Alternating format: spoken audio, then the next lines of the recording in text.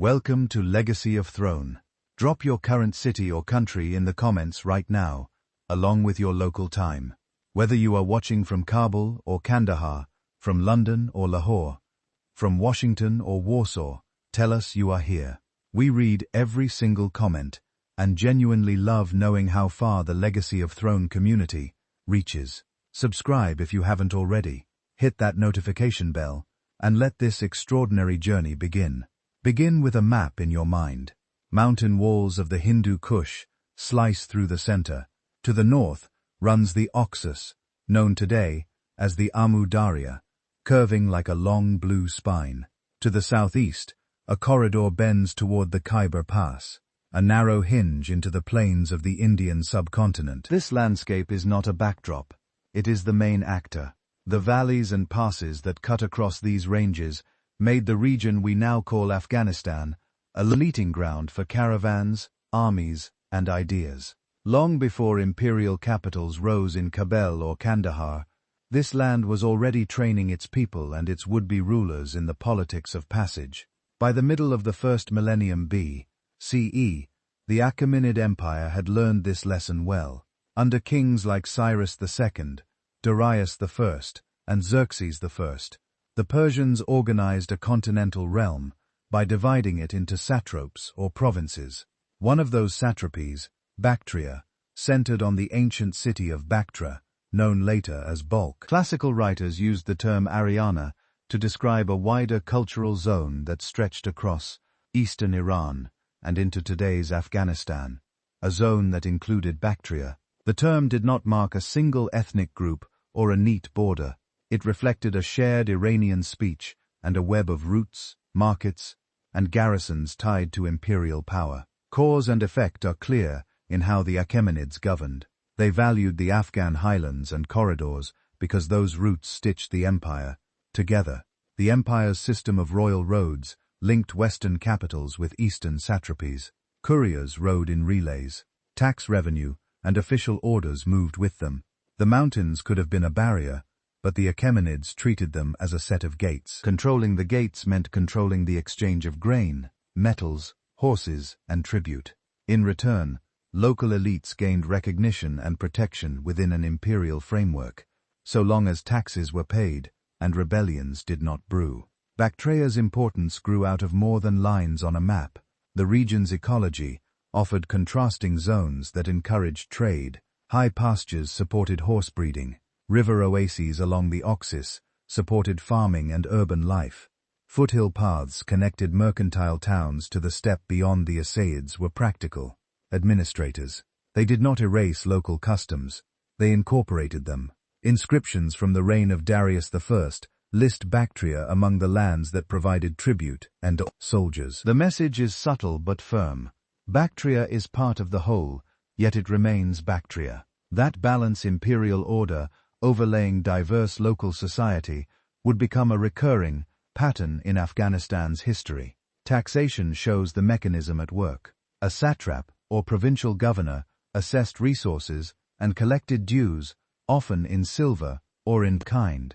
Bactria's satraps were famous for delivering cavalry and for producing high-quality horses. When wars flared on distant fronts, the imperial court expected Bactria to furnish mounted troops and supplies. This demand fed a local economy of breeders, smiths, and merchants, making horses both a commodity and a strategic asset. The cause and effect looped back. The more valuable Bactrian cavalry became, the more closely the center watched the province, and the more prestige local elites enjoyed if they met imperial quotas. Coinage also bound the region to wider markets. The Achaemenids tolerated and sometimes encouraged local minting practices in different zones of the empire, provided that tribute and military obligations were fulfilled. In the Oxus region, coins circulated alongside barter, oiling the gears of long-distance trade. Traders carried lapis lazuli from Badakhshan, fine textiles, and other goods across the mountains.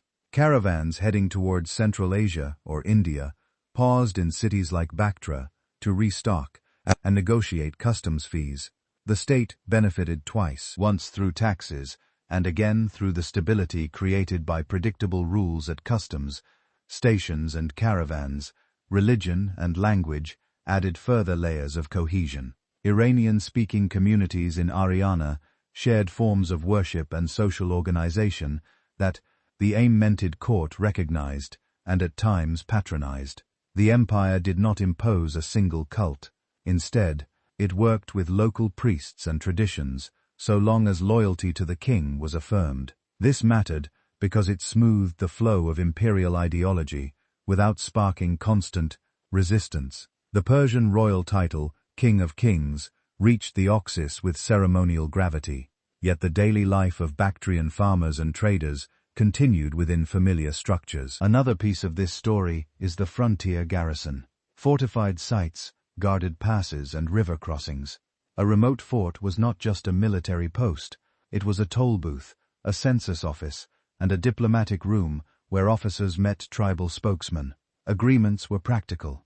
A community that kept the roads safe could expect leniency on certain dues or the right to trade at a nearby market. If raiding spiked or a satrap pushed too hard, the compact frayed. The empire was vast, and the center could not monitor every hilltop. That tension between central demand and local autonomy pulsed through Afghan history from this early stage onward. We can glimpse human moments through classical sources. Herodotus, writing about Persian administration more broadly, praised the speed of royal couriers with a line many viewers may recognize. Neither snow nor rain, nor heat nor gloom of night stopped them. That phrase later became famous in another context, but it captures the Achaemenid commitment to communications. In the East, the same spirit kept information moving along ridges and through deserts. Imagine a Bactrian horseman cloaked tight against a dry wind, carrying a sealed message toward a satrapal court. His ride was not romantic adventure, it was the connective tissue of empire. Controlling all this required measurement of distance, of harvests, of obligations. The Amanids were early masters of imperial metrics. Lists, quotas, and standardized weights allowed tax inspectors to compare one district with another. In Bactria, scribes trained to reckon levies and record deliveries. Names of villages and water channels appeared in ledgers that none of those villagers would ever see. This paperwork mattered because it enabled the center to plan campaigns and allocate grain, horses, and pay. If satraps could quantify the province, they could pledge it. And when a satrap pledged too much, local society felt the strain, a pattern that would reappear under later empires. The Afghan corridors did not just serve the Persians, they attracted rival powers. To the northeast, steppe confederations pressed against the empire's margins, testing fort lines and scouting for weak links. To the southeast, polities across the Indus watched the mountain routes, wary of tax collectors and soldiers appearing in the passes. This constant attention made the region's elites agile. They learned to negotiate with multiple centers, to hedge their bets, and to use their position on the road as leverage. If a satrap needed cavalry, a tribal leader could ask for recognition or a reduction in tribute. If rumors of a new conqueror spread, those same leaders weighed whether to resist, bargain, or welcome new terms. Bactria, the city at the heart of this geography, became a cosmopolitan node. Its markets hosted Iranian, Sogdian, and Indian traders. Its neighborhoods practiced a mix of faiths and crafts. Even the city's walls told a story. Thick ramparts faced outward against raiders, while gates opened inward to courtyards where deals were struck and news was swapped. When a caravan arrived, children would have watched camels kneel as bales were unloaded. That ordinary scene was the visible surface of a complex system linking palace policies to street-level livelihoods. The concept of Ariana helps us keep this mosaic in focus. Classical geographers used it to designate a broad Eastern Iranian cultural sphere that included parts of modern Afghanistan. It is not a national label, it is a regional one, capturing linguistic ties and shared practices under the Amanids. This sphere interacted with imperial rule rather than being erased by it. For viewers, the key takeaway is that Afghanistan's later history of layered identities and overlapping loyalties did not begin in the modern era. It was present from the start, with the empire serving as the scaffolding on which local society continued to grow. There is also a lesson in resilience. Empires often write themselves as permanent in stone inscriptions and royal art. Yet the strength of the Afghan corridors came less from any single throne, and more from the habits of movement and exchange that predated and outlasted thrones. Even when armies marched through, trade adapted, routes shifted, new toll points emerged. Local courts learned new formulas for oaths and taxes, but the grains still had to be harvested. The horses shore, the mountains crossed. That continuity explains why later conquerors from Macedonian kings to steppe lords saw Bactria as a prize. It was not just another province, it was a hinge. At the human scale, the administration's reach meant that ordinary people encountered empire in intimate ways: a surveyor counting orchards, a recruiter assessing young men for cavalry service, a tax agent weighing silver at a market stall. Some of those encounters were welcomed. Imperial order kept banditry down and stabilized grain prices. Others were resented. Levies could be heavy, and mistakes could be costly. The historical record preserves mostly the voices of rulers and travelers, but the pattern is unmistakable. The state sought resources and obedience, while communities bargained for space and sought predictability. The gates that the Achaemenids once held are now opened by a different key. In the late 4th century B.C.E., a young Macedonian king pushed east and discovered that the corridors beyond the Hindu Kush could not be taken by speed alone. Alexander entered Bactria and Sugdana, not as a passerby, but as a ruler determined to weld these lands to his new order. What followed was a sequence of campaigns, settlements, and compromises that created a Hellenistic layer over older Iranian foundations and set the stage for an independent Greco-Bactrian power. This was not simply a change of flag. It was a shift in how cities, coinage, and armies worked together across the Oxus and the mountain passes. Alexander's first task was to turn conquest into control. He founded or refounded cities as garrisons and marketplaces, including in Alexandria near the passes and another far to the northeast, often remembered as Alexandria the furthest. These sites were more than barracks. They were nodes for tax collection, grain storage, and recruitment, and they announced that the new regime expected the highways of men and money to keep moving. Greek and Macedonian settlers, along with allied locals, received land and incentives to build farms and workshops. In this way, urban punctuation marks were placed along caravan sentences that had been written long before Bactria did not yield easily. Sogdian and Bactrian nobles, skilled horsemen with deep ties to the land, fought a stubborn war of ambushes and reprisals. Arrian drawing on earlier sources notes that no region harassed Alexander more persistently than these northeastern satrapies. The Macedonian response revealed a lesson: to hold the gates, you had to live at them. Alexander wintered in the region, built fortifications on hilltops, and worked to split opposition by recognizing local leaders who were willing to serve under the new order. In an emblematic gesture of fusion politics, he married Roxana, a noblewoman from the area, and encouraged his officers to take local brides at Susa. These marriages did not erase tensions, but they signaled our intention to rule with not only over the elites of the Oxus world. Administration followed the spear. Satraps were appointed to manage revenue and justice, but they did so within a changed cultural frame. Greek became a language of record and coin, while existing Iranian customs continued at the village and clan level.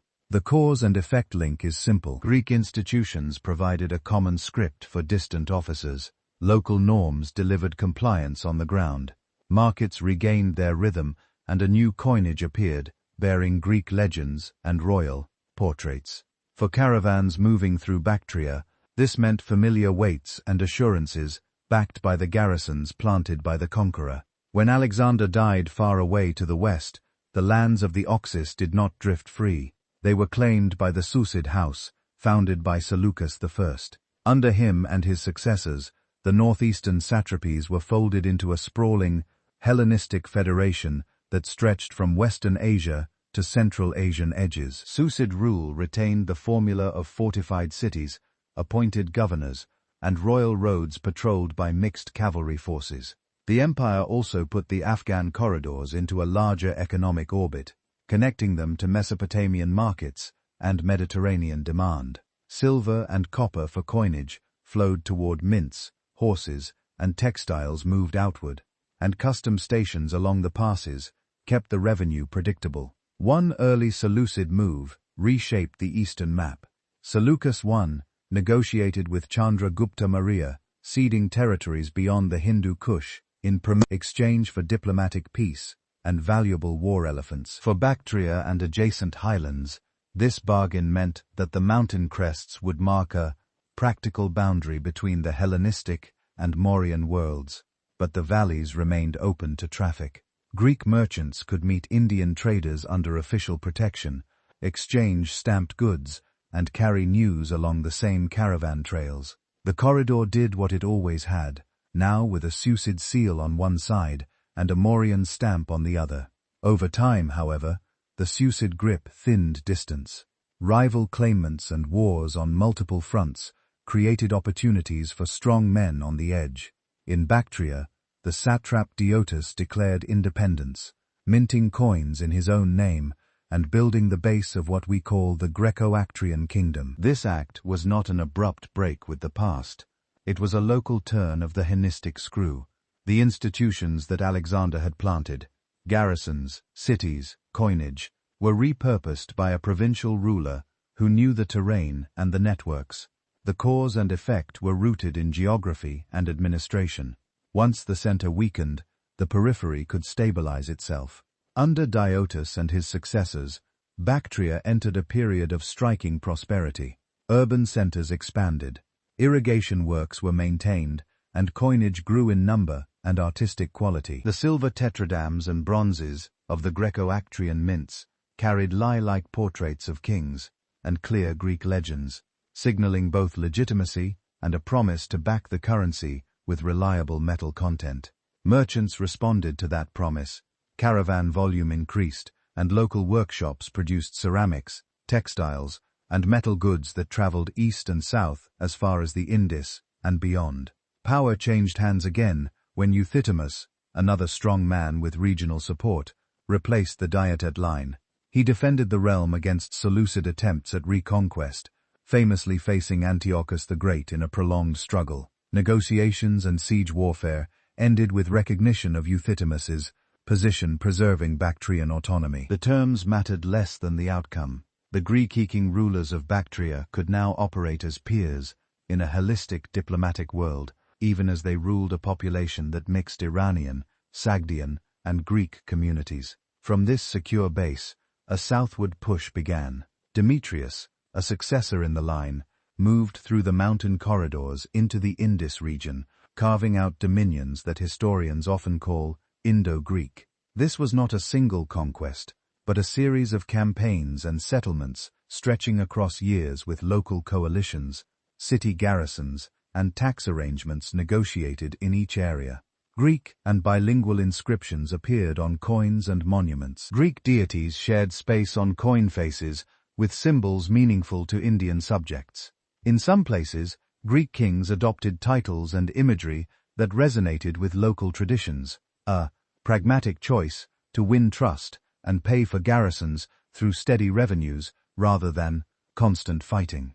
Menander I, known in Buddhist literature as Melinda, stands out in memory because of dialogues preserved in the text commonly called the Questions of Melinda. There, a Greek king speaks with a Buddhist monk about ethics and liberation. Whether or not every word reflects the historical conversation, the text marks a cultural threshold. It shows that the Greco-Bactrian and Indo-Greek realms were not only military and commercial projects, they were also zones of exchange where philosophies could travel with coins and spices. In practical terms, rulers who understood local religions could work with monastic institutions which often served as lenders, land managers, and guardians of caravans. The Greco-Bactrian achievement rested on balance. Armies combined heavy cavalry with local horse archers and infantry. Cities maintained walls and stored grain. Roads were secured by treaties with communities in the highlands and by payments to patrols. Courts employed scribes who could write in Greek and local scripts, allowing tax ledgers and legal judgments to circulate among diverse audiences. This machinery created wealth and, for a time, stability. Yet external pressures mounted to the north and west. Steppe movements unsettled the frontiers groups that Chinese sources describe as UEI were pushed from their homelands by other nomadic confederations and began moving toward the Oxus world. To the south and east, Saka groups tested the edges of Indo-Greek authority. Each pressure point forced new expenditures on defense and new bargains with local elites. The cause and effect here is almost mechanical. As patrol costs rise and fort lines stretch, a kingdom's ability to guarantee coin value and buy loyalty declines.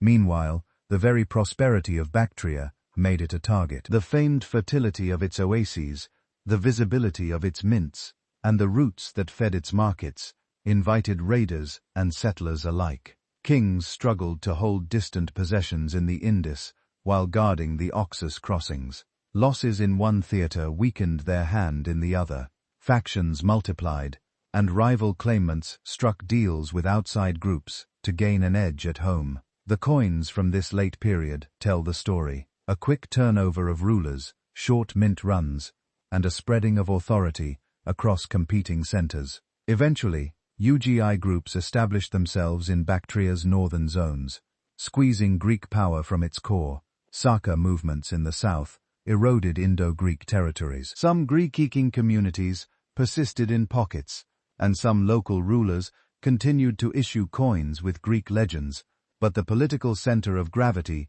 shifted toward the new arrivals. In this transition, the infrastructure laid by Hellenistic rulers did not disappear. Cities, irrigation, and fiscal expertise survived the change of flags. The incoming elites found ready-made tools for organizing revenue and projecting force across valleys and passes. What did the Hellenistic turn leave behind in the Afghan corridors? First, it reinforced the centrality of city life to governance.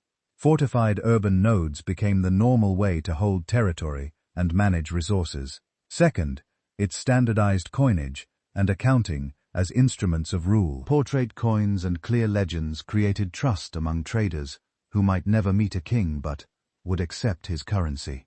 Third, it thickened cultural hybridity. Greek language and art entered a region already dense with Iranian customs, producing a visual and social blend visible in sculpture, architecture, and even personal names. Finally, it carried statecraft across mountains, teaching later rulers that holding the gates requires both steel and accommodation. The people whom Chinese sources remembered as the UI did not arrive in the Oxus world as a single army or a single tribe. They came in stages, moving west under pressure from steppe rivals and settling across Bactria and the valleys that led toward the Hindu Kush. Over time, several clans welded themselves into a confederation, and from that confederation, a new power emerged that we know as the Kushans. What makes this era vital to the history of Afghanistan is not only the building of a large realm, but the style of rule the Kushans practiced: tolerant, commercially minded, and comfortable with a mix of languages, religions, and artistic forms. In the early centuries of the Common Era, they turned the Afghan corridors into the hinge of an empire that linked the Roman world, Iran, Central Asia, and the Indian subcontinent. The first decisive step was political consolidation. A leader remembered as Kula Kadphis appears in inscriptions and coins as the figure who brought scattered UEI groups into a single command. He did not invent administration from scratch. He took over garrisons, cities, and revenue routines that earlier regimes had left behind, and then expanded them. The cause and effect were straightforward. Unify cavalry under one banner, secure the river crossings and passes, and the taxes and tolls would follow. With steady revenue, you could mint credible coinage, pay garrisons on time, and negotiate with distant courts as a recognized power. By the late 1st century of the Common Era, the realm stretched from Bactria across the Kobul river system and into the Indus country successors built on Kujula's base. Vimas is remembered for stabilizing the currency and for leaning into long-distance trade. Copper and gold coins, depicting a ruler in striking profile, circulated alongside bronzes used in local markets. Their legends often employed Greek letters, while the language they spelled out increasingly became Bactran, a local Iranian tongue. That combination tells us how the ruling house thought. Keep the familiar script of international commerce, but speak in the language of the land you rule. Trade was the empire's bloodstream. Caravans carried silk, spices, glacier, and precious stones. The high roads over the Pomers connected to oasis towns along the Terim Basin, where envoys of the Han court and merchant guilds met. To the west, routes ran through Iran toward Mesopotamia and the Mediterranean. To the south and east, the Indus and Ganges markets drew in textiles, metals, and ideas. Kushan officers did not need to control every dune or valley along these paths. They needed to guarantee safe stages, predictable customs dues, and coins that kept their value. If the road felt secure, traders came. If traders came, the state could tax gently and earn more than it would by squeezing. The empire's capitals mirrored this commercial focus. Puru-Shapura, later known as Peshawar, and the summer capital at Kapisa or Begram, sat close to major routes and fertile basins. At Bram, archaeologists later found a cache of goods that showed the world the Kushans inhabited. Roman glass cups, carved ivories from the subcontinent, and lacquer from far to the east. No single caravan brought that variety. It accumulated because customs officers, artisans, and court buyers lived at the crossroads, and had the wealth and taste to collect what passed their way. The most famous Kushan ruler, to many listeners, is Kanishka I, who came to power in the early 2nd century of the Common Era. His reign is associated with territorial breadth, patronage of Buddhism, and a confident imperial voice. An inscription from Rabatak in northern Afghanistan lists his titles and names of predecessors, and it records a significant cultural choice. Royal proclamations would be issued in Bactrian, written with Greek letters. This was a political message, wrapped in a linguistic decision. It announced that the court spoke in a local Iranian language, while still nodding to the writing system that traders and scribes recognized across borders under Kishka I. Buddhist institutions flourished across the realm, from Gandhara to Mamthura and into the Kabel region. Monasteries received royal gifts and legal protection. Sculptors in Gandhara developed a distinctive style that blended Hellenistic realism with Buddhist subjects. Monks carved Buddhas with heavy drapery and calm human faces. Reliefs showed scenes from the life of the Buddha framed by Corinthian columns and vine scrolls.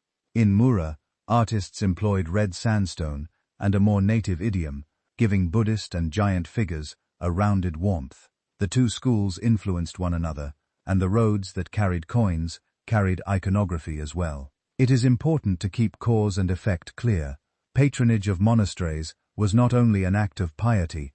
Monastic networks offered lodging to travelers, stored grain, and lent money. They were anchors for caravan life. A king who supported them made the road stronger. At the same time, religious art and architecture advertised stability and cosmopolitan taste, drawing pilgrims and donors from afar. In cities like Taxila and in valleys near Bamiyan, Buddhist communities managed land and workshops, tying rural estates to urban markets.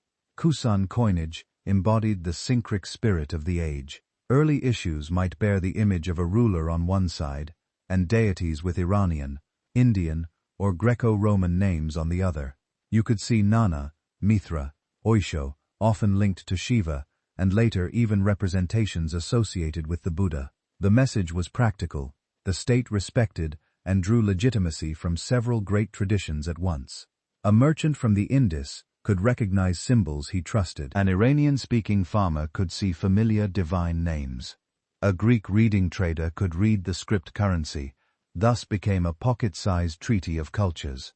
Foreign relations also show the empire's confidence. To the east, Kushan and Han officials interacted across the Tarim Basin. The Han general Bancha maintained influence over the oasis towns, and Kushan envoys sought advantage at these frontier courts, not always without friction. Yet the overall pattern favored trade and communication, rather than permanent enmity. To the west, the Kushans dealt with Parthian, and later early Sassanian interests, balancing rivalry with exchange. Their prime goal was to keep the corridors open, the toll houses full, and their coin trusted. Administration kept pace with ambition. The empire divided territory into regions managed by officers who gathered revenue, supervised justice, and maintained roads. Inscriptions speak of land grants and religious endowments. Royal decrees specified rights and obligations in clear terms, who could collect what when caravans owed fees, and how to settle disputes. The system did not require a uniform law code for every subject. It required officials who could translate between local custom and royal expectations. That is why multilingualism mattered. A scribe who could read Greek letters, speak back, and draft a document intelligible to an Indian guild was as valuable as a skilled cavalryman. Human stories help us imagine this machinery at work. Picture a caravanserai near the foot of a pass. A Kushan officer checks seals on bales, weighs silver, and issues a receipt stamped with the king's emblem. Monks from a nearby monastery arrive to sell surplus grain and purchase oil. A craftsman from Gandhara shows a small Buddha image to a guild elder from Mura, commenting on the carving of the robe and the serenity of the face. None of them needs to ask whether the road will be safe tomorrow. That is the state's promise, and the coin in each hand is the proof. The empire's reach extended into the cultural life of the mountains. In the Bamiyan Valley, colossal standing Buddhas were carved centuries later, but the valley's importance as a Buddhist center took shape in this period. The flow of pilgrims and artisans through such valleys forged a network that made Afghanistan not just a passage, but a destination. Travelers wrote of well-run monasteries and bustling markets.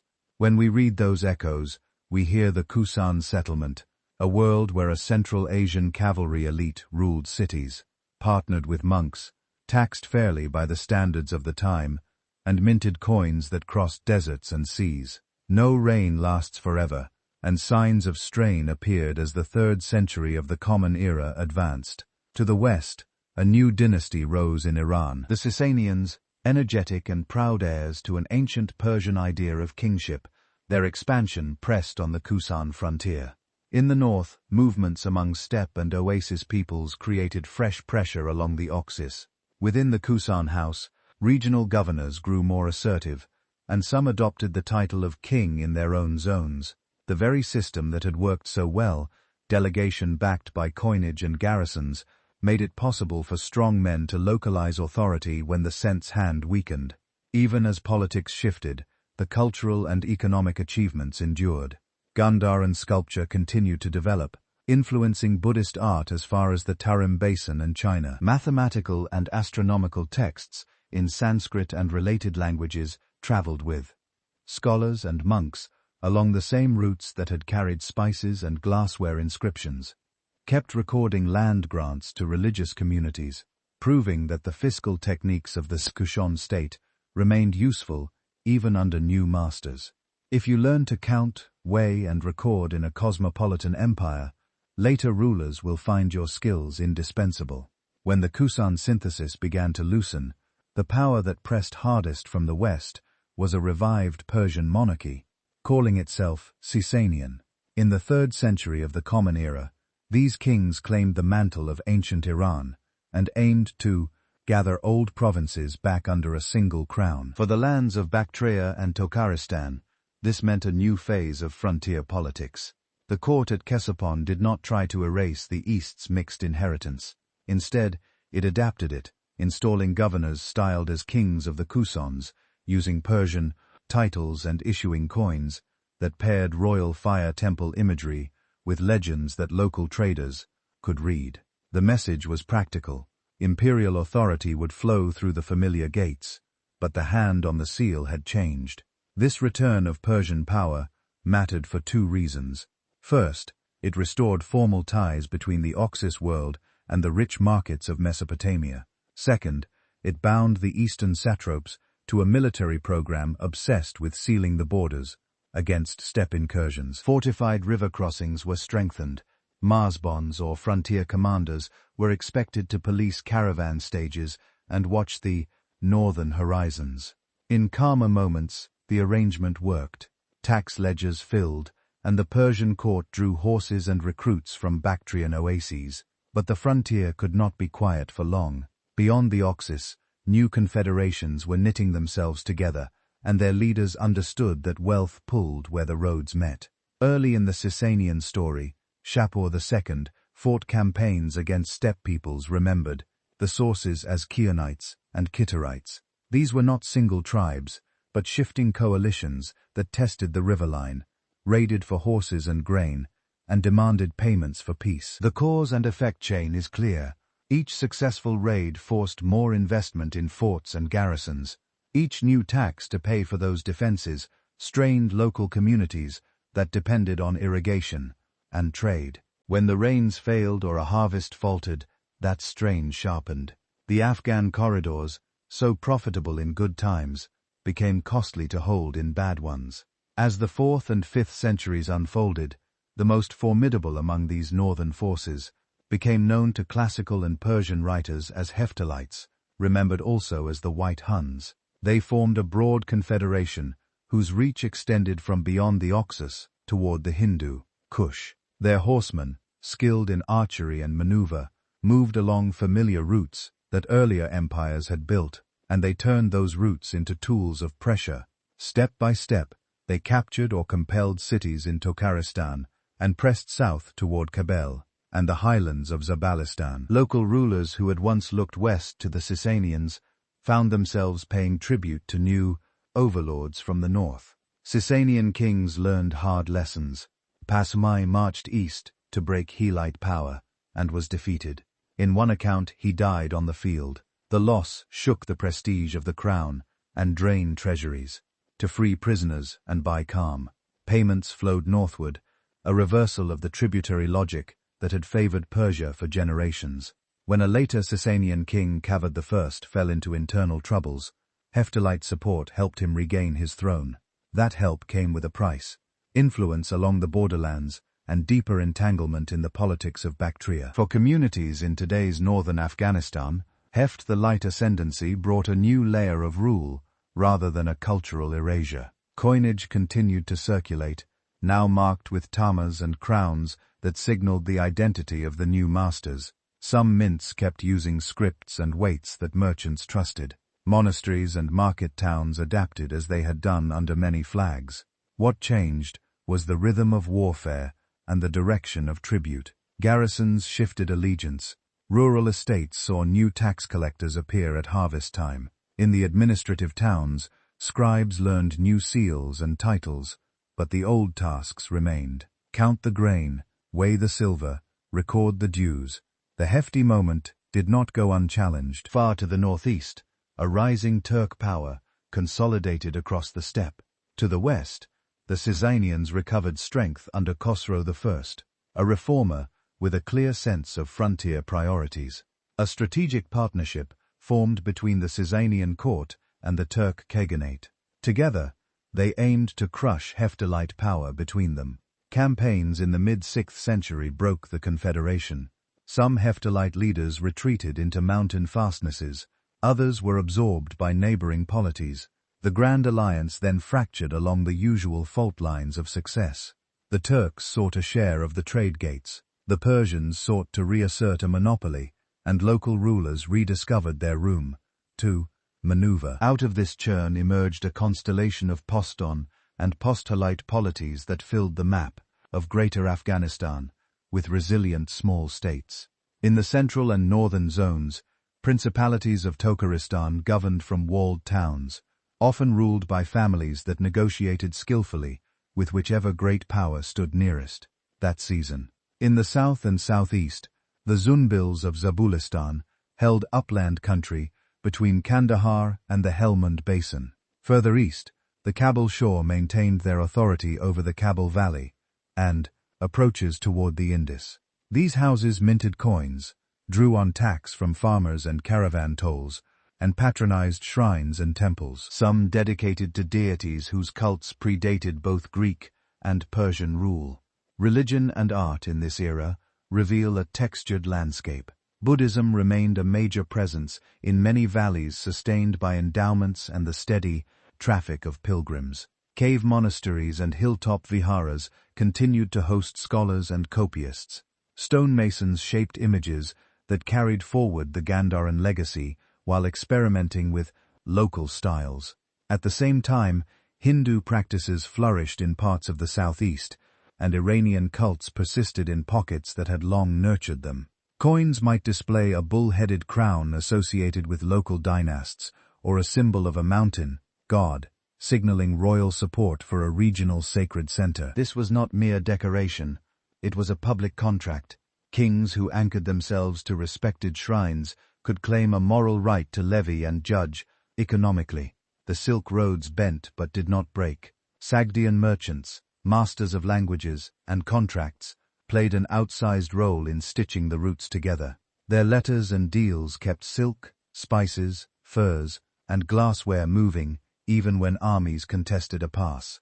The Oxus crossings remained critical control of ferries and bridgeworks, brought customs, revenue, and in tense times, leverage over rivals downstream. Irrigation systems continued to be repaired and expanded where peace allowed, with qanats and canals feeding orchards whose fruit reached markets far away. The political map might flicker, but the daily work of watering the land and managing warehouses kept the economy humming. Administration followed the shape of survival rulers, delegated power to local chiefs in craft. Valleys hard for cavalry to enter quickly. They maintained small standing forces and relied on seasonal levies when threatened. They recorded grants to monasteries and temples precisely because such gifts knit elite wealth to public legitimacy. Legal traditions layered one atop another. Customary law in villages, royal decrees in towns, and negotiated rules for merchant guilds. In practice, justice depended on a ruler's reputation for fairness and the predictability of tolls and taxes. When collectors grew greedy or mercenaries undisciplined, caravans chose alternate routes, and the treasury suffered. Cause and effect could be measured in the emptiness of a market. Military technology and tactics also evolved. Heft the Light and Turk horse archers left a deep imprint on the way war was fought in Afghan landscapes. Light cavalry raids became a constant threat. Countering them required agile forces and good scouts. Forts changed shape in response, with towers placed to command approaches and signal fires, linking garrisons across valleys. Negotiated truces, sometimes sealed by hostages, sometimes by marriage, were as important as walls. In this environment, a wise ruler learned to buy time with tribute while seeking stronger allies or waiting for a rival to stumble. One cannot ignore the human costs. Population displacement followed campaigns through the passes. Refugees crowded into walled towns, while nobles maneuvered to secure their estates through timely oaths. Yet communities adapted. Smiths repaired harness and tack for whichever cavalry commander paid in full. Potters fired the same forms and glazes for customers bearing different coins. Monks and Brahmin priests learned the emblems of new patrons and reminded them of the moral weight of generosity. The practical ethic of the corridor held keep the road safe, keep the water flowing, keep accounts clear. Over the 6th and early 7th centuries, Sasanian fortunes rose and fell with events far to the west, especially along the frontier with Rome and later Byzantium. When the Persian court pulled resources westward, eastern garrisons felt the pinch. Local rulers in Tokharistan and Kabul seized those moments to assert autonomy more boldly. Some struck their own coins, adopting imagery that blended Sasanian styles with regional symbols. Others emphasized older titles to underline their independence. The result was a competitive patchwork in which no single authority could fully dominate the Afghan gateways for long. This patchwork created both opportunity and vulnerability. Opportunity, because a skilled prince could play neighbors against one another and fill his treasuries by keeping caravan taxes light, and predictable vulnerability. because no confederation could reliably unite the region against a determined new power. When the lightning of change finally flashed from the southwest, it found many towers standing, but few signaling to each other. The structure of trade remained, the habit of mixed administration remained, and the taste for practical alliances remained. What was missing was a single banner able to claim the loyalty of the passes for more than a season. When the first Muslim armies reached the edge of Khorasan in the 7th century, they approached a frontier already trained to weigh every newcomer's offer. Local rulers, merchants, and religious communities had lived for generations under shifting overlords. The questions were practical. Would the roads be safe? Would taxes be predictable? And would the new power respect existing endowments? The early caliphal strategy in the East answered yes to those questions, often enough to gain a foothold. From that foothold, a deeper transformation followed, religious, administrative, and cultural, reshaping the lands that include Balkh, Herat, and the Kabul approaches. The first phase was military penetration, paired with negotiated settlements. Arab commanders pressed from the Iranian plateau toward Mv and Nishapur, then into the Oxus world. In cities that chose terms rather than battle, existing elites retained property and office, now under agreements that cemented order and revenue. In tougher terrain, or where loyalties were tangled, commanders fought, garrisoned, and then bargained. The logic was clear. Secure a line of towns, staff them with governors and judges, and keep caravans moving.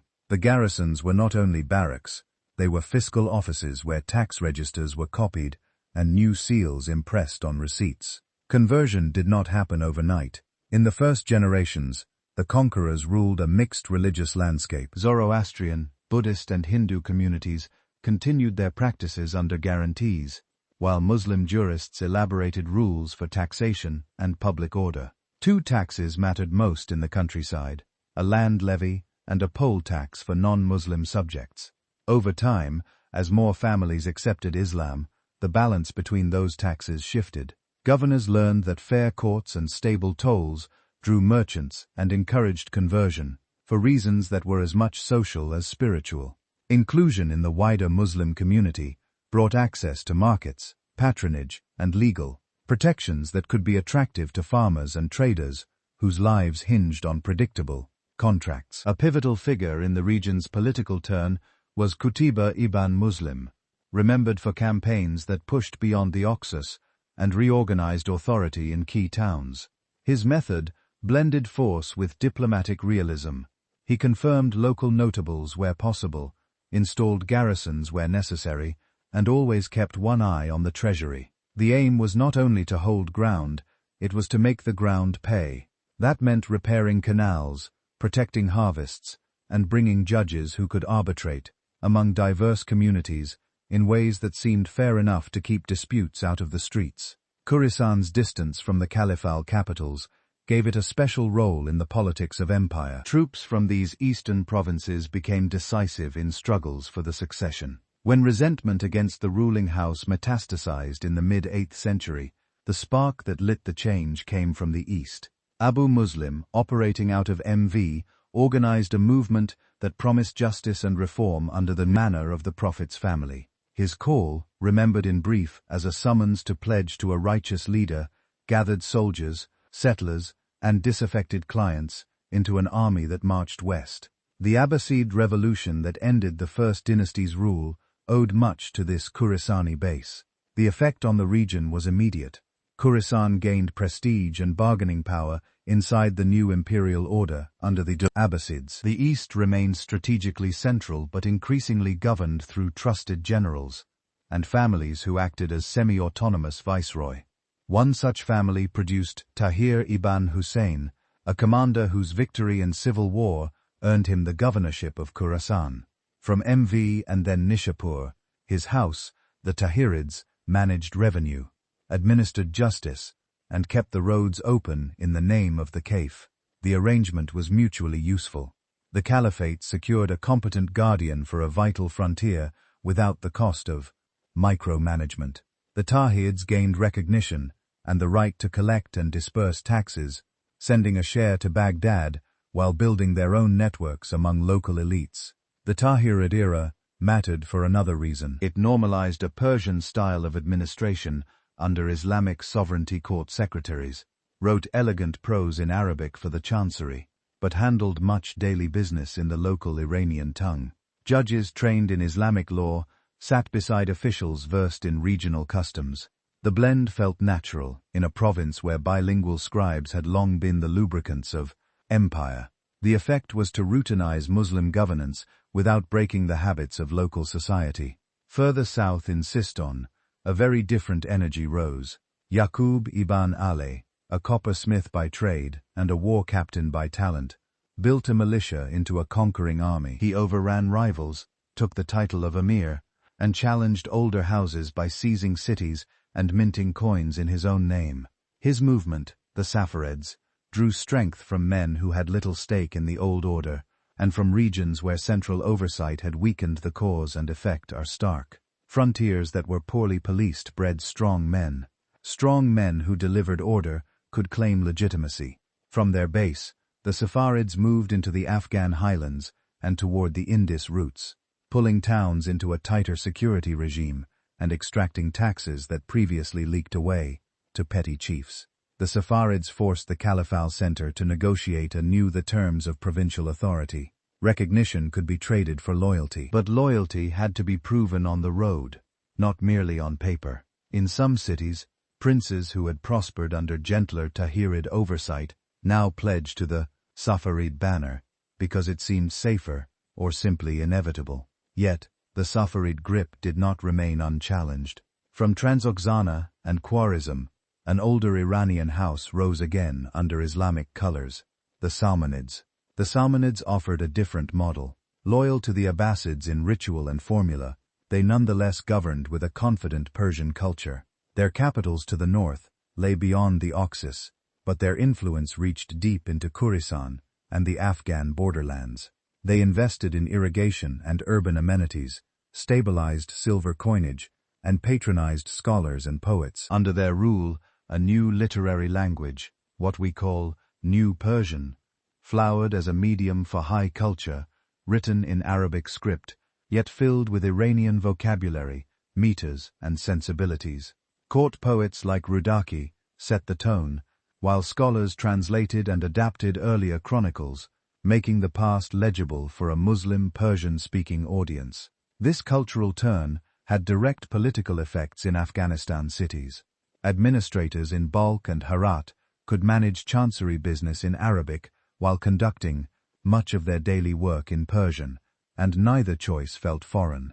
Judges trained in law collected fatwas that spoke to local conditions. Market inspectors enforced fair weights in bazaars, where dirhams minted in eastern cities circulated confidently.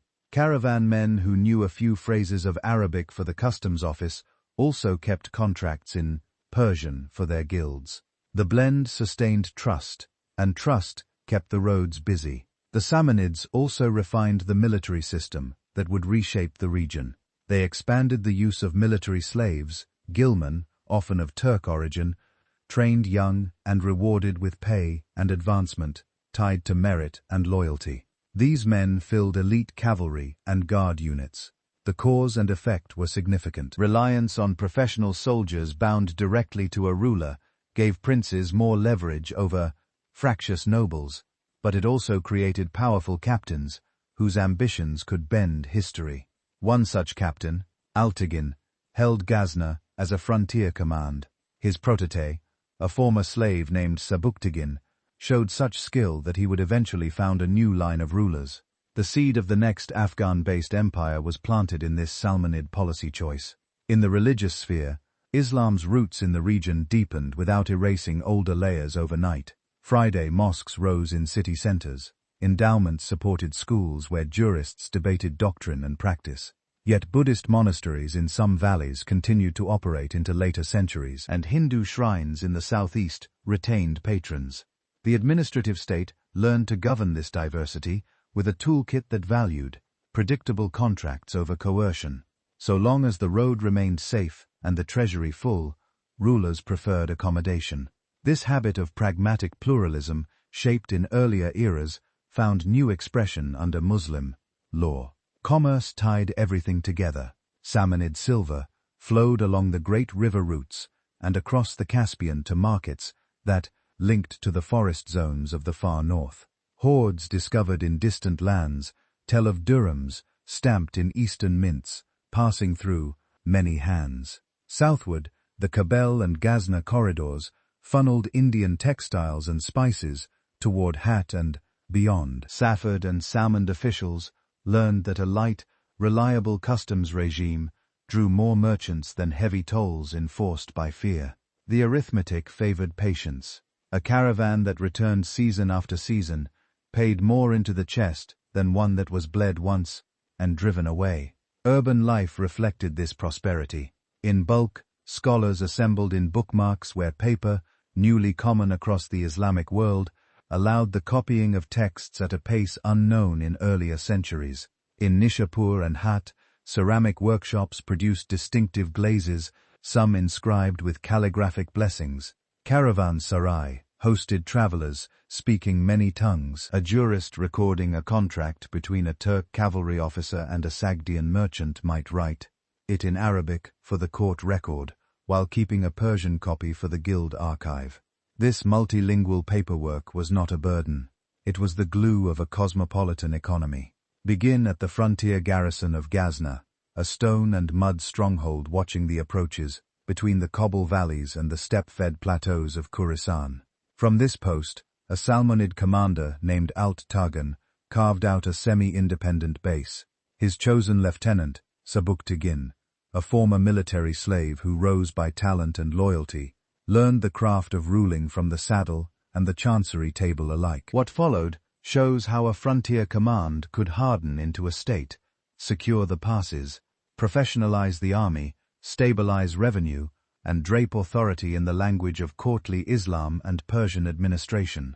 The result was the Ghaznavid realm, a power that projected force west into Khorasan and south and east across the mountain gates toward the plains of the Indian subcontinent. Sabuktigan's first priority was security. He forged alliances with local chiefs, where prudence advised and fought when he had to, always with the aim of making roads safe for tax collectors and caravans. His success drew cavalry to his banner and scribes to his bureau. With order came money, and with money came the means to keep order. That is the basic cause and effect engine of the Ghaznavid rise. Yet it needed a charismatic accelerator, and that came with his son Mahmud of Ghazni. Mahmud understood the frontier's arithmetic. Ghazna was a hinge between markets. Control the hinge, and you could tax transit, levy tribute from fractious neighbors, and when opportunity allowed, mount deeply planned campaigns that yielded movable wealth. He assembled a professional army built around military slaves trained from youth, hardened local cavalry, and contingents from allied clans. He kept these forces loyal with steady pay, promotion based on merit, and the promise of shares in campaign profits. His court elevated the office of the vizier, expanded the financial and military douane, and recruited Persian secretaries who could turn conquest into clean accounts. Mahmud's campaigns toward the Indian plains are often remembered for their frequency and spectacular targets, but their deeper significance lies in how they fed the fiscal military system. Portable wealth from temples and treasuries became coin and pay chests. New vassal arrangements turned former foes into tributaries. Fortified posts along the approaches secured supply lines. Each campaign was not only a military feat, it was a budgetary instrument. Revenues from the east underwrote defenses in the west, where rival powers in Transoxiana pressed against Ghaznavid positions. In this sense, the realm satisfied two fronts, and the ability to shuttle men and money across the Hindu Kush determined how long the balance could hold. The state Mahmud built was not simply a machine of war. It was a courtly culture that projected legitimacy through architecture, scholarship, and patronage. In Ghazna, palaces and gardens announced permanence. The congregational mosque rose beside treasuries, where scribes counted spoils and land taxes alike. The court welcomed scholars who could give moral and intellectual sheen to power. Among them was the polymath al-Biruni, who after the shock of conquest in the northwest of the Portin, produced a careful study of Indian sciences and customs. His work stands as a reminder that even in the afterglow of victory, serious minds asked how. Another civilization thought, measured, and believed the Persian language increasingly, a vehicle for administration and high literature, flowered under patronage. The epic poet Ferdowsi sought reward at Ghazna, and whether or not his reception met his hopes. The association between the court and the revival of Persian letters was fixed in memory. Ghaznavid governance refined practices that would shape the region for generations. Land grants on military terms rewarded officers and secured frontier districts. Market inspectors enforced fair weights to keep city trade predictable. Judges trained in Islamic law worked alongside officials versed in local custom, a tandem that allowed rulings to land softly in diverse communities. The mint-stamped coins that traveled easily across borders. A merchant who saw the Ghaznavid die on silver or copper knew that a garrison and a court stood behind its value. That trust kept caravans coming, and each caravan meant tolls and lodging fees for the state. Religious politics also mattered. Mahmud took pride in championing Sunni orthodoxy. He endowed mosques and schools, favored scholars who defended the theological positions he supported, and presented his campaigns as service to the faith. Those choices resonated among jurists and preachers, tying throne to pulpit and legitimation to law. Yet for all this piety, the state remained pragmatic in the mixed zones it governed. In the Kabul approaches and the Helmand Basin, tax collectors dealt with communities of varied belief, and the basic bargain of frontier order prevailed. Pay dues, keep the road safe, and the crown's protection follows. To the north and west, the Ghaznavids fought to inherit the Samanids' mantle in Khorasan and Transoxiana. There they faced the Karakhanids, Turk rulers, who also claimed a right to the old Salmanid heartlands. The contest seesawed with cities changing hands and alliances shifting. Holding these territories required more than cavalry. It demanded garrison discipline, reliable supply, and a treasury fat enough to pay men on time in places far from Ghazna. Each setback to the north made the eastern campaigns more crucial. Each triumph in India bought time to reorganize against threats across the Oxus. This two-front strategy had a built-in risk. It tied Ghaznavid stability to the continued success of long-distance campaigning. As years passed, the costs of defending wide frontiers rose into this strategic strain. Rhoda, new force from the steppe and the Iranian plateau. The Seljuks, leaders of Oghuz Turks who had embraced Islam and mastered the art of mobile warfare and coalition building. They offered something Ghaznavid subjects in Khorasan found attractive: lighter burdens, a promise to curb local abuses, and a leadership style that leveraged nomadic mobility without abandoning town life. When Ghaznavid and Seljuk armies met in open country, the Seljuk use of maneuver and feigned retreat could unhinge heavier formations. In a decisive clash near the oases of northern Khorasan, the Ghaznavid field army was broken. The cause and effect were immediate. Khorasan slipped away, and the realm's western flank collapsed. The loss forced a strategic pivot. No longer able to dominate Khorasan, the Ghaznavids shifted their center of gravity toward the southeast, relying more heavily on the wealth of the Punjab and the cities connected to Lahore. Ghazna remained a symbol and a seasonal capital, but the administrative heartbeat, now where revenues were safer from Seljuk reach. This move preserved the dynasty for decades, yet it narrowed the base of power. Dependence on eastern income made the state vulnerable to any challenger who could control mountain corridors or rally discontented nobles in the highlands inside the court. Succession struggles revealed another weakness of the frontier monarchy. The same system that elevated strong captains and rewarded merit could produce rival coalitions. When a sultan died, brothers and sons gathered military clients and scribal factions, and the treasury became the prize around which loyalties shifted. When decisions at the top turned inward, attention to the passes lapsed, and ambitious neighbors watched for a chance to strike. Over time, provincial commanders and local elites in Central Highlands gained confidence that they could settle their own scores without waiting for Ghazni's orders. Economically, the Ghaznavid achievement remained impressive well after the loss of Khorasan. Cities in the Punjab saw investment in markets, irrigation, and defensive works. Lahore, in particular, grew into a vibrant center of trade and learning, with scholars, craftsmen, and merchants using Persian for letters and contracts, and a range of vernaculars in daily life. The mint output kept coin moving, and the bureaucracy adapted to new routes and rhythms. Yet strain showed in the countryside when military needs rose suddenly. Requisitioning could bite into harvests, and the delicate balance between fair taxation and emergency levies could tilt toward resentment. Culturally, the Ghaznavid court continued to act as a magnet. Poets, historians, and scientists came seeking patronage and a platform. The Persian chronicle tradition deepened with writers tying local events to larger Islamic narratives.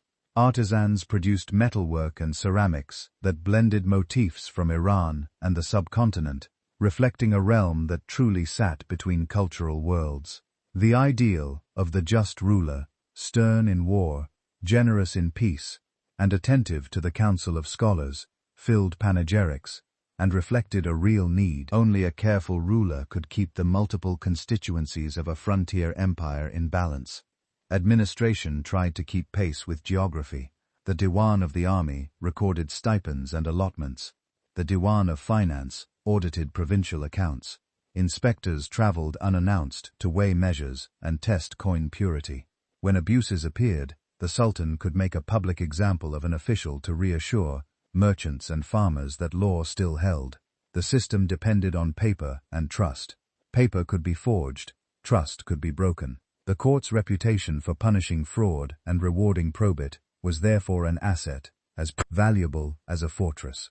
Despite these efforts, the logic of the passes always reasserted itself. In the central highlands to the west and south of Ghazna, a cluster of mountain lords watched the ebbing of Ghaznavid's strength. Among them, the houses of Ghor gained momentum. They had long known Ghazna as overlord, sometimes paying tribute, sometimes resisting, often negotiating their obligations in the language of frontier autonomy.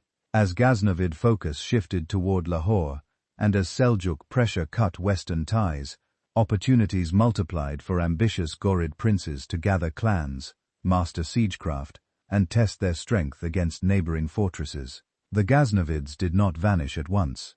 They fought, bargained, and sometimes won. They maintained a navy of clerks who could keep accounts straight, and field commanders who could still surprise a foe. Yet their structural predicament remained: a powerful army that was expensive to maintain, a treasury increasingly dependent on one direction of conquest and tax, and opponents who were learning from their example. The very tools that had lifted Ghazna to empire, professional soldiery, Persian bureaucracy, and the harnessing of caravan wealth, were now being adopted by rivals who faced fewer fronts and knew the terrain just as well. Begin in the highlands of Ghor, a rugged country of steep valleys west of the cobble routes.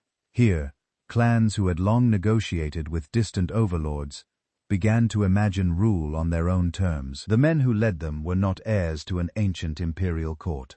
They were mountain lords who learned siegecraft the hard way and read the lands with shrewd eyes. From this unlikely platform rose a force that would eclipse the rulers of Ghazna, challenge powers to the west, and carry Afghan-based authority deep into the plains of northern India. The result was a decisive turn in regional history. The Ghurids used the tools of a frontier world, cavalry, fort building, and a flexible treasury to lay foundations for an enduring imperial presence in Delhi. The initial spark came when the balance of power shifted away from Ghazna. As that court struggled to defend wide frontiers and managed taxing successions, the lords of Ghor sensed their moment. Among them, Gwath Alin Muhammad and his brother Mahmud of Ghor forged the core partnership. Gwath concentrated on the western and northern arenas, studying the home base, while Muhammad probed the southeast through the cobble passages toward the Punjab. This division of labor was not accidental. It matched talent to terrain, allowing one brother to cultivate alliances and administration, while the other learned the logistics of marching through passes, bridging rivers, and maintaining siege lines far from home. The Ghurids first secured their house.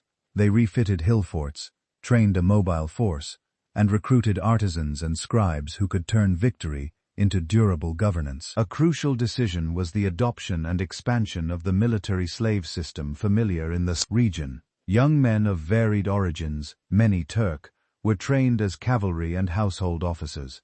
Their loyalty ran to the ruler who fed and promoted them. This did more than strengthen the army. It created a cadre of commanders who owed their status to service rather than to old clan claims. In the mountains, where kin loyalty is strong, that shift mattered. It allowed the sultans to move talent where needed and to keep the chain of command intact far from Ghor.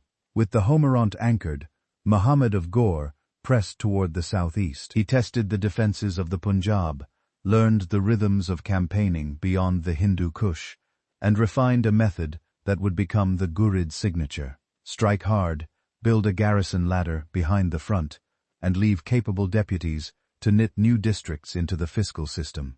When cities resisted, he used siege engines and mining. When they bargained, he confirmed local notables and set clear tax terms. The cause and effect were immediate. Each captured post became a springboard for the next. Each reliable tax roll paid the stipends that kept the cavalry in the field. The turning point came when the Ghurids moved from testing to taking. They broke Ghaznavid control of their old heartlands, reducing their prestige and absorbing administrators who knew the route books and tax ledgers. Ghazna itself suffered a devastating sack in this struggle. Palaces burned and archives were scattered. Yet the Ghurid aim was not to occupy Ghazna as a permanent capital. Their center of gravity remained in the highlands at Firuzkoh, a mountain court famed for its cool summers and its imposing defenses. From there, Gilath kept the western bridges intact, balancing with neighbors in Khorasan and watching the ambitious Khwarezmian rulers, while Muhammad concentrated on the east. Architecture tells us how quickly confidence grew along the Hari and in remote valleys. The Ghurid stamp appeared on mosques, madrasas and minarets, built in baked brick, glazed tile and carved stucco. The most celebrated survivor is the soaring minaret at Jam, a masterpiece of brickwork spiraled with Quranic inscription and geometric bands. Its isolated setting speaks to the Ghurid pattern. Power did not only radiate from a single capital, it pulsed from a constellation of fortified nodes that marked control over water, road, and market. These monuments were statements of faith and of rule, linking piety with public order. The eastward push brought the Ghurids into direct conflict with Rajput coalitions that dominated the region between the Punjab and the Gangetic Plain. These were proud houses with deep roots, strong cavalry traditions, and fortified towns commanding river crossings and trade routes. Early clashes were punishing the Ghurids suffered setbacks that forced them to rebuild and rethink. Muhammad of Ghor adapted by emphasizing intelligence, rapid concentration of forces, and flexible tactics. He made greater use of horse archers to disrupt enemy lines and combined them with disciplined charges at the right moment. He also learned to break strongholds by prying away allies, offering terms to one chieftain while battering another. The battles near Terrain, fought in successive seasons, captured the drama of this adaptation. A first encounter went against the Ghurids, the Rajput host under Prithvira, remembered by later tradition as Prithviraj III, held the field. Muhammad withdrew, regrouped, and returned with a plan that forced a different kind of fight. Feigned retreats, persistent archery, and a final concentrated thrust turned the tide. When the dust settled after the second clash, the road to Delhi and Ajmer lay open. The effect of these victories was profound. The Ghurids did not simply raid. They garrisoned, they installed governors, confirmed local revenue officers who would work under their seals, and began to treat the plains not as a frontier of plunder, but as a taxable, governable space. Administration had to keep pace with conquest. The Ghurids expanded a system of land assignments, what later chroniclers called granting commanders the right to collect specified revenues from defined districts, in exchange for military service and local security. This arrangement converted conquest into a payroll. A captain who held an assignment had strong reasons to keep canals repaired, markets orderly, and roads safe, because his stipend depended on receipts. The court audited these grants, rotated postings to prevent entrenched abuse, and intervened when reports of oppression threatened flight of cultivators or rebellion of towns. Justice and ritual helped knit the new territories together. Qadis heard cases in bazaars and at city gates, applying Islamic law in commercial and family disputes, while acknowledging local custom where it did not collide with core norms. Friday mosques proclaimed the Sultan's name in the sermon, a weekly public signal that tied the spiritual rhythm of the city to the political order. Yet the Ghurids did not imagine that law alone could hold the plains. They invested in logistics, riverboats for fees, depots for grain, post stations for dispatches. These details mattered more than poetry to the survival of empire. A garrison that received its pay on time, and a town that saw its bridge repaired, were less likely to test the edge of loyalty. Key to the Eastern project were the lieutenants Muhammad trusted. Among them, Qutb al-Din Aibak stood out. Purchased young as a slave, trained to command, he combined battlefield nerve with a gift for organization. Aibak took Delhi, rebuilt its defenses, and laid out the framework of a provincial capital that could collect, remit, and sustain. Other deputies pushed further east, establishing footholds in cities whose names would become familiar in later sultans' titule. Each success created more work for scribes and judges. Each failure risked a chain reaction of defections.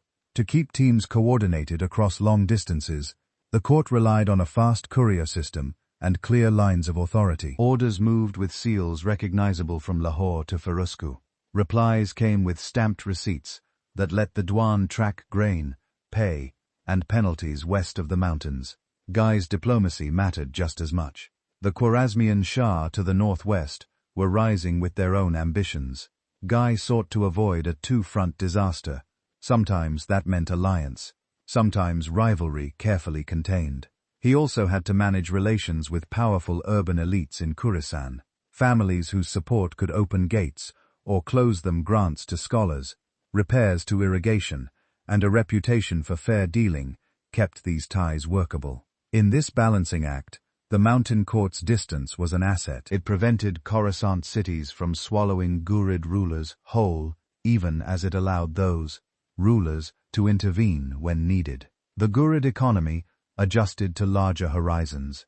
Coinage in silver and copper circulated with legends that signaled legitimacy to both old and new subjects. Mints in the Punjab produced pieces that matched weights familiar to merchants on the plains, while mountain mints served transoxis trade. Taxes were calibrated to avoid killing the geese that laid the golden eggs. Market inspectors watched scales, punished false measures, and reassured traders that contracts would be enforced. Caravans, once wary of war, now found predictable fees and guards at night. The cause and effect appeared in larger tax rolls and steadier stipend lists, which in turn kept the army professional and the garrisons calm. Culture followed the road of power.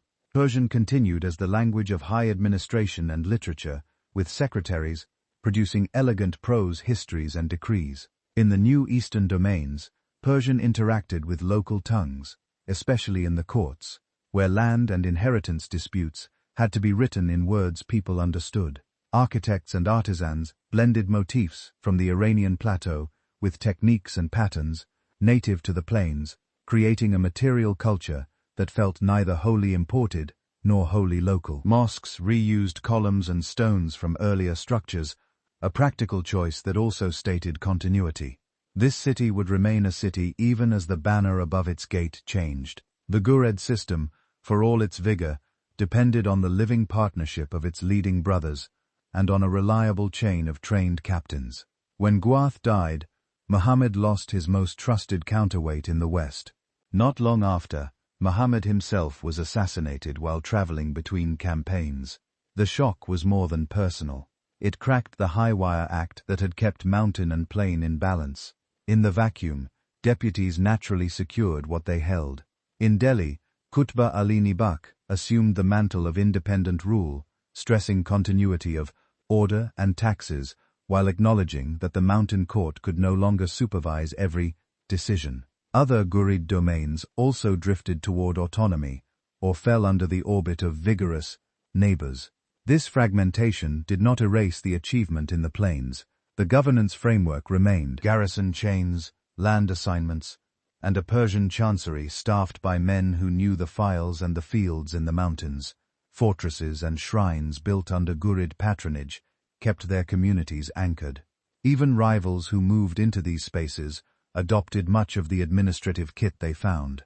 A conqueror who inherits a working tax office and a trustworthy market inspector does not throw them away. He stamps his own seal on the receipts and continues the work.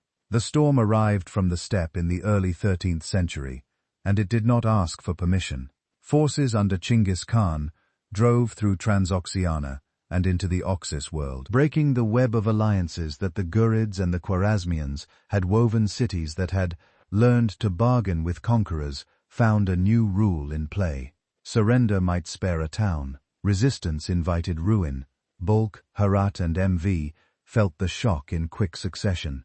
Agricultural belts that depended on delicately managed canals were slashed, and merchant families scattered along whatever roads still offered safety. The Afghan corridors, once a hinge of profitable movement, became paths of flight and pursuit.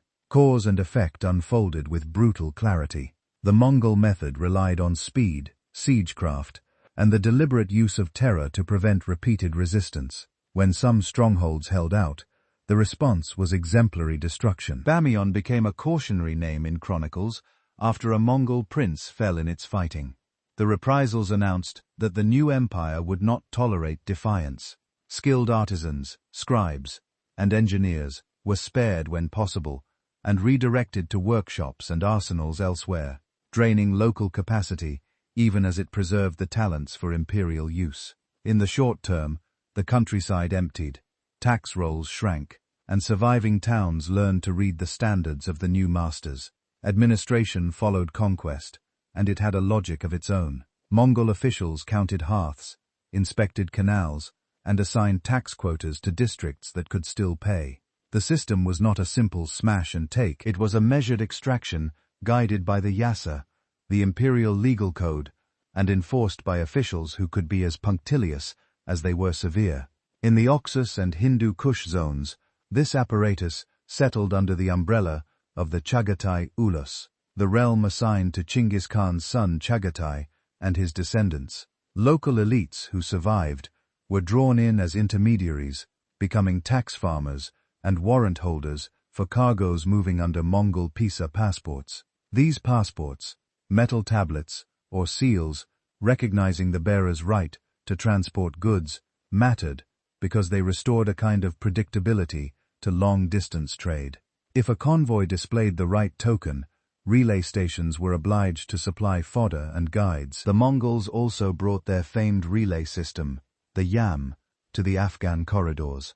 Way stations with fresh horses made it possible to carry dispatches from garrisons in the Oxus Valley to watch posts near the Khyber in a fraction of the time older states had managed. This was not merely a military convenience. Rapid communication allowed provincial administrators to coordinate tax collection, canal repairs, and market policing, with a speed that rebuilt confidence among merchants. Over time, caravans began to test the roads again. Fur from the forests to the north, silk and lacquer from the east, and glassware from the west found their way back into bazaars that had fallen silent during the first wave of conquest. The social landscape changed in quieter ways. Mongol and Turk clans received winter pasture and land assignments in the lowlands, inserting a new stratum into local hierarchies. In some districts, nomad and settler routines learned to share water and meadow. In others, conflict flared over roots and rights. Judges educated in Islamic law returned to reopened courts, now working beside Mongol daragoti, who supervised revenues where administered well. This dual system restored a practical order. The judge interpreted contracts, the Mongol official enforced quotas, and the market resumed its rhythm under watchful eyes. Herat's story captures the arc from collapse to renewal. After devastation, the city slowly repopulated under the local Kart dynasty, which governed as vassals to the Chagatai house, and at times to the Persian Ilkhanides to the west. The Karts protected irrigation, reopened caravans, and cultivated ties with Sufi networks, whose lodges attracted both learning and charitable gifts. Their success showed a pattern that would repeat across the region. Local elites who mastered the language of Mongol authority, quotas, seals, relay stations, could rebuild civic life without claiming imperial pretensions. In these years, Balkh and other towns also stitched themselves back together, and villages crept once more toward ruined canals to reclaim fields. Then came another turn. In the later 14th century, a new captain rose from the Transoxiana steppe borderland, blending the prestige of Chinggid tradition with his own skill in war and statecraft. Timur, remembered in many languages as Tamerlane, fought his way to supremacy across Central Asia, and then drove campaigns west and south that bent the Oxus world to his orbit. Afghanistan's cities fell within his strategic map. His generals took hat. He marched through the passes that had tempted conquerors since antiquity, and he left garrisons to ensure compliance to Moors. The methods were as fearsome as the early Mongol onslaught. Yet, he carried a different vision for the aftermath. His courts would be centers of art, science, and administration worthy of imperial style under Timur, and more enduringly under his son Shah Rukh. A shift occurred that marked the region for generations. The political center of gravity moved to Hat, which became the Timurid capital for long stretches of the 15th century. Shah Rukh preferred rule by settled order rather than constant campaigning, and his formidable consort Gawar Shad emerged as a patron whose influence spanned architecture, education, and piety. She sponsored a congregational mosque and a vastery complex that redefined the city's skyline. Endowments, or WAF, supported schools, Sufi lodges, and caravans arise, giving the city a steady fiscal base independent of annual tax politics. The cause and effect were direct. Stable institutions attracted scholars and artisans. Scholars and artisans made Herat a magnet. Herat's rising prestige reinforced the dynasty. Claim to rule culture and administration braided together. The chancery at Herat standardized a Persian prose style that became a model for court writing. From Anatolia to North India, paper mills and bookmarks flourished. Calligraphers refined scripts that balanced elegance with readability essential for both royal decrees and commercial contracts. Illuminators and painters, organized in workshops attached to court libraries, produced manuscripts that remain among the glories of Islamic art. The painter Kamal Alin Behazad, trained in this milieu, brought depth of character and narrative movement to miniature painting.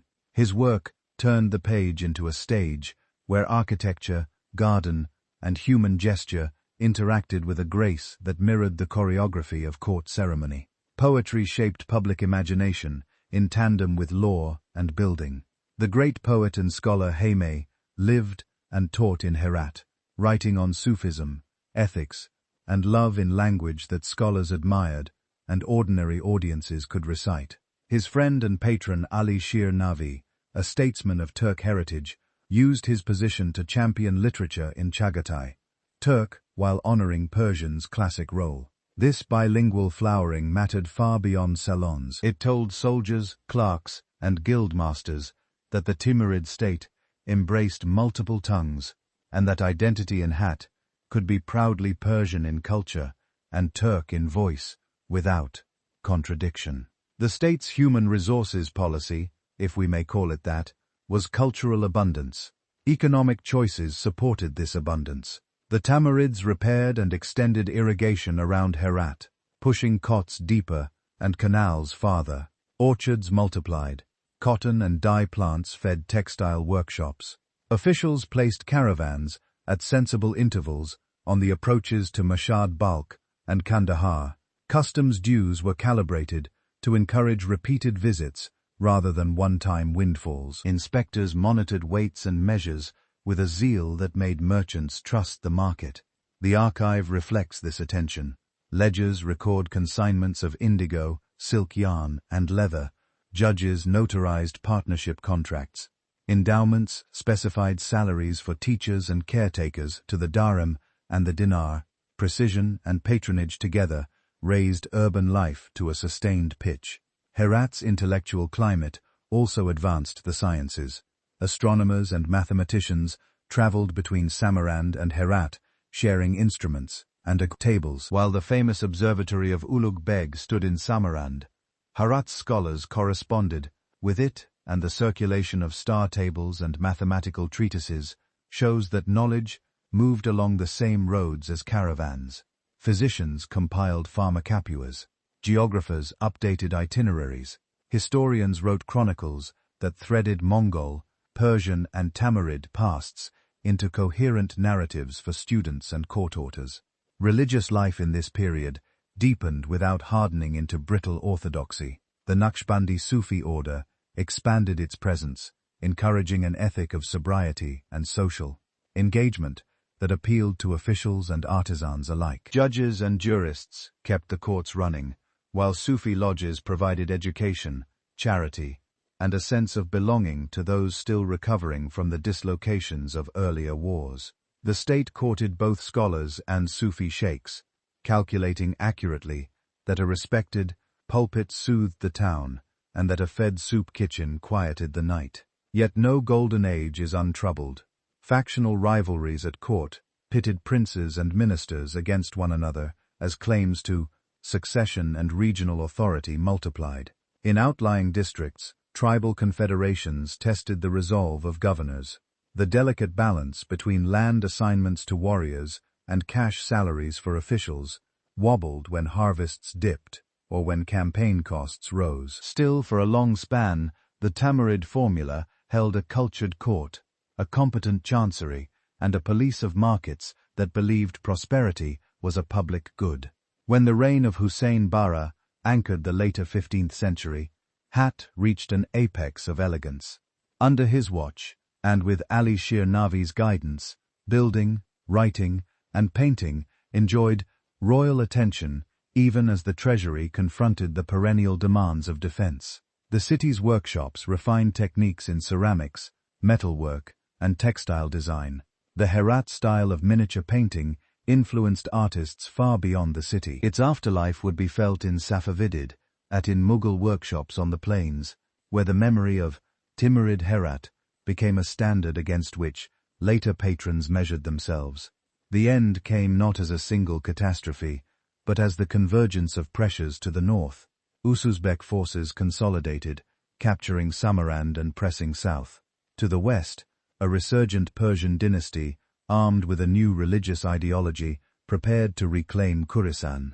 The Timurids, split by inheritance disputes and regional jealousies, failed to present a united defense.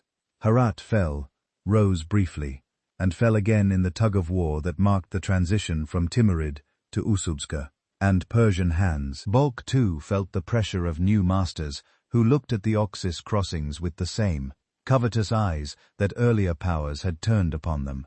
What remained after the political center shifted was the imprint of 2 centuries of transformation. The Mongol tempest had shattered cities and then forced them to learn new rhythms of administration under Chagatai oversight. Out of that hard schooling grew habits that prized rapid communication, measurable taxes, and the protection of caravans as a sovereign duty. The Timurid century then layered onto those habits a culture of letters, art, and law that made Herat a beacon. Paperwork and poetry, irrigation and illumination, relay posts and reliquaries, all became part of a single civic ecosystem. Later rulers, whether Uzbek in lineage or Persian in creed, would inherit this toolkit. They might change slogans and coin portraits, but they would still rely on the same market inspectors, canal wardens, bookmen, and builders to make rule real. When Timurid authority thinned in the late 15th and early 16th centuries, the Afghan gateways became the board on which 3 rising powers played for reach and revenue. From the north, Uzbek houses pressed through the Oxus to seize Herat and Balkh. From the west, the Safavid Shah in Iran sought a defensible eastern rampart and a corridor to where Central Asian trade. From the southeast, a Timurid prince named Babur remade himself as a conqueror in Kabul and then as the founder of a new dynasty on the Indian plains. Between these ambitions stood Kubul and Kandahar, the twin hinges of mountain strategy. Whoever held them taxed caravans, screened invasions, and bargained from strength. The story of this era is not a series of isolated battles. It is a sustained contest that reshaped frontier government and sharpened Afghan leverage inside imperial fault lines. The northern shock came first. Uzbek confederations gathered under leaders who mastered steppe horse war and town rule alike. They toppled Timurid strongholds in Transoxiana and moved on Herat, ending the city's Timurid century. That victory drew the Oxus frontier southward and set us garrisons within striking distance of Balkh and the northern Afghan oasis. The cause and effect were immediate urban elites who had lived by Timurid etiquette, now learned fiscal routines. Caravan men recalculated risk. Mountain chiefs saw that the northern gate had a new keeper. Into this turmoil stepped Babur, a Timurid prince whose early bids for Samarkand had failed against Uzbek pressure. He turned south, took Kubul, and made it a working capital rather than a refuge. Kabul's value lay in the web of roads. It nodded west toward Hat, north toward the passes over the sacked Hindu Kush, and southeast toward the Khyber and the Punjab. Babur stabilized the city, secured surrounding valleys, and cultivated ties with Afghan tribes, urban notables, and merchants. He then used Kabul as a springboard to the plains, winning decisively there and beginning the Mughal project. Even after he and his heirs embraced the riches of the Ganges basin, Kabul remained the family's mountain house, the first door to the high frontier. Kandahar sat differently in the landscape.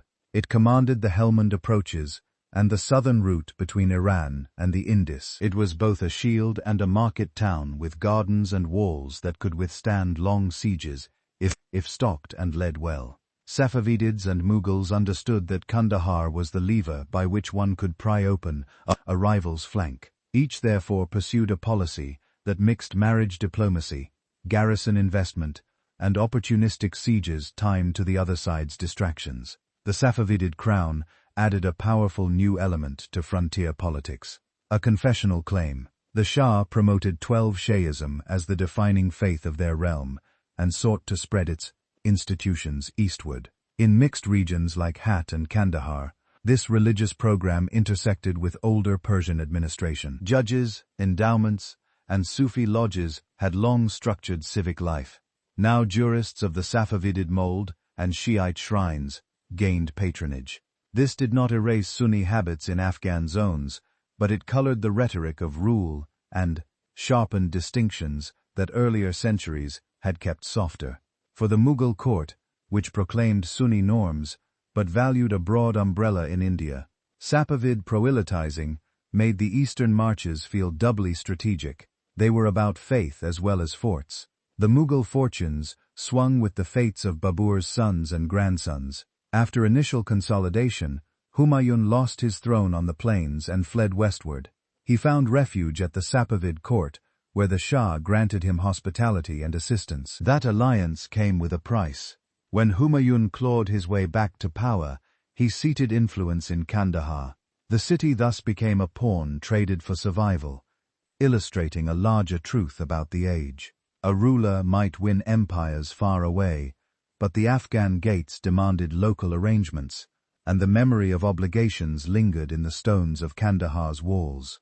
Under Akbar, the Mughal state matured into a disciplined fiscal machine. Kabul and Kandahar mattered within that design because they secured the northwest frontier and gave access to hardy cavalry, skilled artisans, and valuable trade. Akbar's officials surveyed lands, standardized revenue, and set checks on garrison abuses. He invested in Kandahar's defenses and appointed commanders who knew the language of the passes, as well as the etiquette of the court trade policy, complemented fort policy. Light, reliable customs drew caravans carrying horses, textiles, dried fruits, and precious goods from the Iranian plateau, while Mughal coin traveled back with the convoys, strengthening monetary ties that outlasted sieges. To the west, Safavid power was renewed under Shah Abbas I. He reorganized his army with musketeers and artillery, curbed unruly tribal magnates, and made a priority of securing the empire's borders. Kandahar in his map was not simply a city, it was a hinge that could open or shut the Iranian flank against both Uzbeks and Mughals. Timing his move to moments when the Mughal court was distracted by internal, or Deccan, campaigns, he seized the city, installed a vigilant governor, and poured resources into its walls and magazines. The immediate effect was economic as much as military. Safavid customs officers now levied dues on caravans that otherwise would have contributed to Mughal coffers, and merchants adjusted their itineraries to the new regime. The Mughals could not ignore this loss. Under Shah Jahan, the court mounted determined attempts to recover Kandahar. Siege camps spread around the city. Artillery battered the bastions. Supply lines stretched across long distances and harsh terrain. Yet the Safavid garrison, well supplied and led, held firm. Logistical realities decided what bravery could not. Mughal armies on this frontier lacked nearby grain depots and were forced to sustain themselves over mountain arteries that winter and raiders could cut. Each failed siege proved the same lesson. Control of the Afghan hinge demanded not only courage, but also sustained local alliances, secure magazines, and commanders native to the highland tempo. While great courts contested the walls, Afghan confederacies deepened their leverage. Poshan groups, such as the Ghilzai and the Abdali, navigated Clear's throat, the tug-of-war with practiced skill. They offered service as auxiliaries, negotiated tax farming rights, and played messenger or spoiler according to the price. In some seasons, a confederacy would accept stipends to keep a pass peaceful for Safavid caravans. In others, it would welcome a Mughal envoy with promises of guides and forage. The cause and effect looped tightly. Every imperial shift of favor altered local prestige, and every local success altered imperial plans. Over time, these confederacies sharpened their political identity, learning how to convene councils, negotiate with governors, and cultivate leaders who could speak both the language of the tribe and the rhetoric of court bargaining. To the north, Usub's control, in bulk, and the surrounding oases, remained a constant pressure on both neighbors. Their rulers sought to direct trade toward their own markets, and to prevent Safavid or Mughal influence from creeping along the Oxus. Periodic campaigns over bulk showed the difficulty of fixing a stable line. Whoever took the city faced the same problem. The cost of holding it often outweighed the revenue it could reliably produce under constant threat. The geography rewarded the power that could respond quickly, rather than the power that could plant a flag once. For Afghan townspeople and farmers, the result was a weary pragmatism. Keep the canals flowing, keep the grain in storage, and pay the tax stamped by the seal that arrives this season. The technology of war shifted the balance more than once. Safavid musketeers, trained in volley fire, supported by wall-mounted guns, changed what a mountain fortress could resist. Mughal artillery, impressive on the plains, found movement, overpasses slow and risky counter, siege tunneling, and night raids became arts of survival. Engineers on both sides learned to site forts to command water and to build out works that neutralized enemy guns. The craft of the mason and the miner gained as much prestige as the dash of the cavalrymen. On Clear's throat, this frontier, a well-placed bastion could hold off a mighty army long enough for snows to fall, or for a rival theater to demand the Basir's recall. Urban life adapted beneath this military canopy. In Kabul, the bazaar hosted traders from Kashgar, Bukhara, Kandahar, and Lahore. Languages mingled under the awnings, and workshops in metal, leather, and textiles served garrisons and caravans alike. In Kandahar, orchardists nurtured famous fruits, and water managers kept connets alive, conscious that a single broken channel could empty a quarter of the city.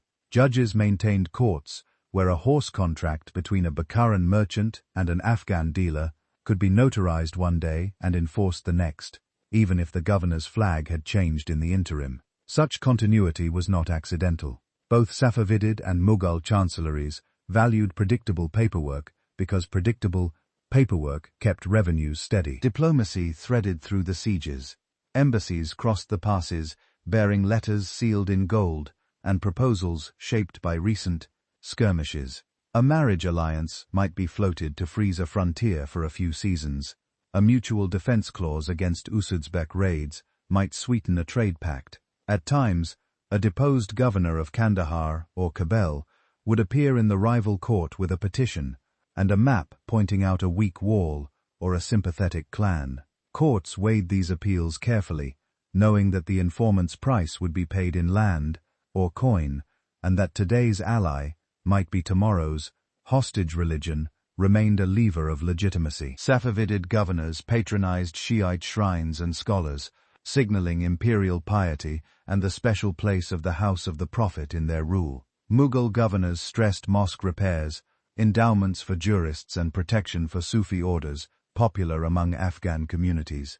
Neither side could coerce conscience broadly without provoking flight and rebellion. Both therefore practiced a calibrated policy that mixed patronage with tolerance. In practice, the faithful judged rulers by fair courts and safe markets more than by theological proclamations. A just tax collector and an honest market inspector did more for a dynasty reputation than 100 sermons. All the while, Afghan political capacity grew in the spaces between these giants. Chiefs handled arbitration among clans, enforced truces, and raised riders for seasonal service. Young men learned to read Persian chancery hands and to ride hard on mountain switchbacks, acquiring a dual fluency that made them indispensable. Over decades, this mixture of martial skill and administrative literacy produced leaders who could imagine rule that was neither Mughal nor Safavid, a thought that would mature in a later revolt.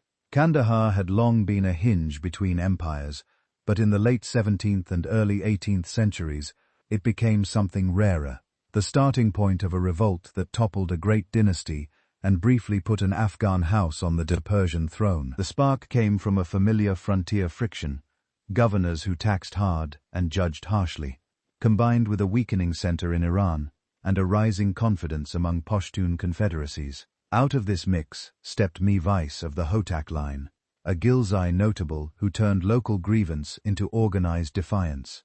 His success showed how quickly Afghan political skills, honed by generations of bargaining with Safavid and Mughal courts, could transform a provincial city into the capital of a new project. Safavid power in the east had grown brittle.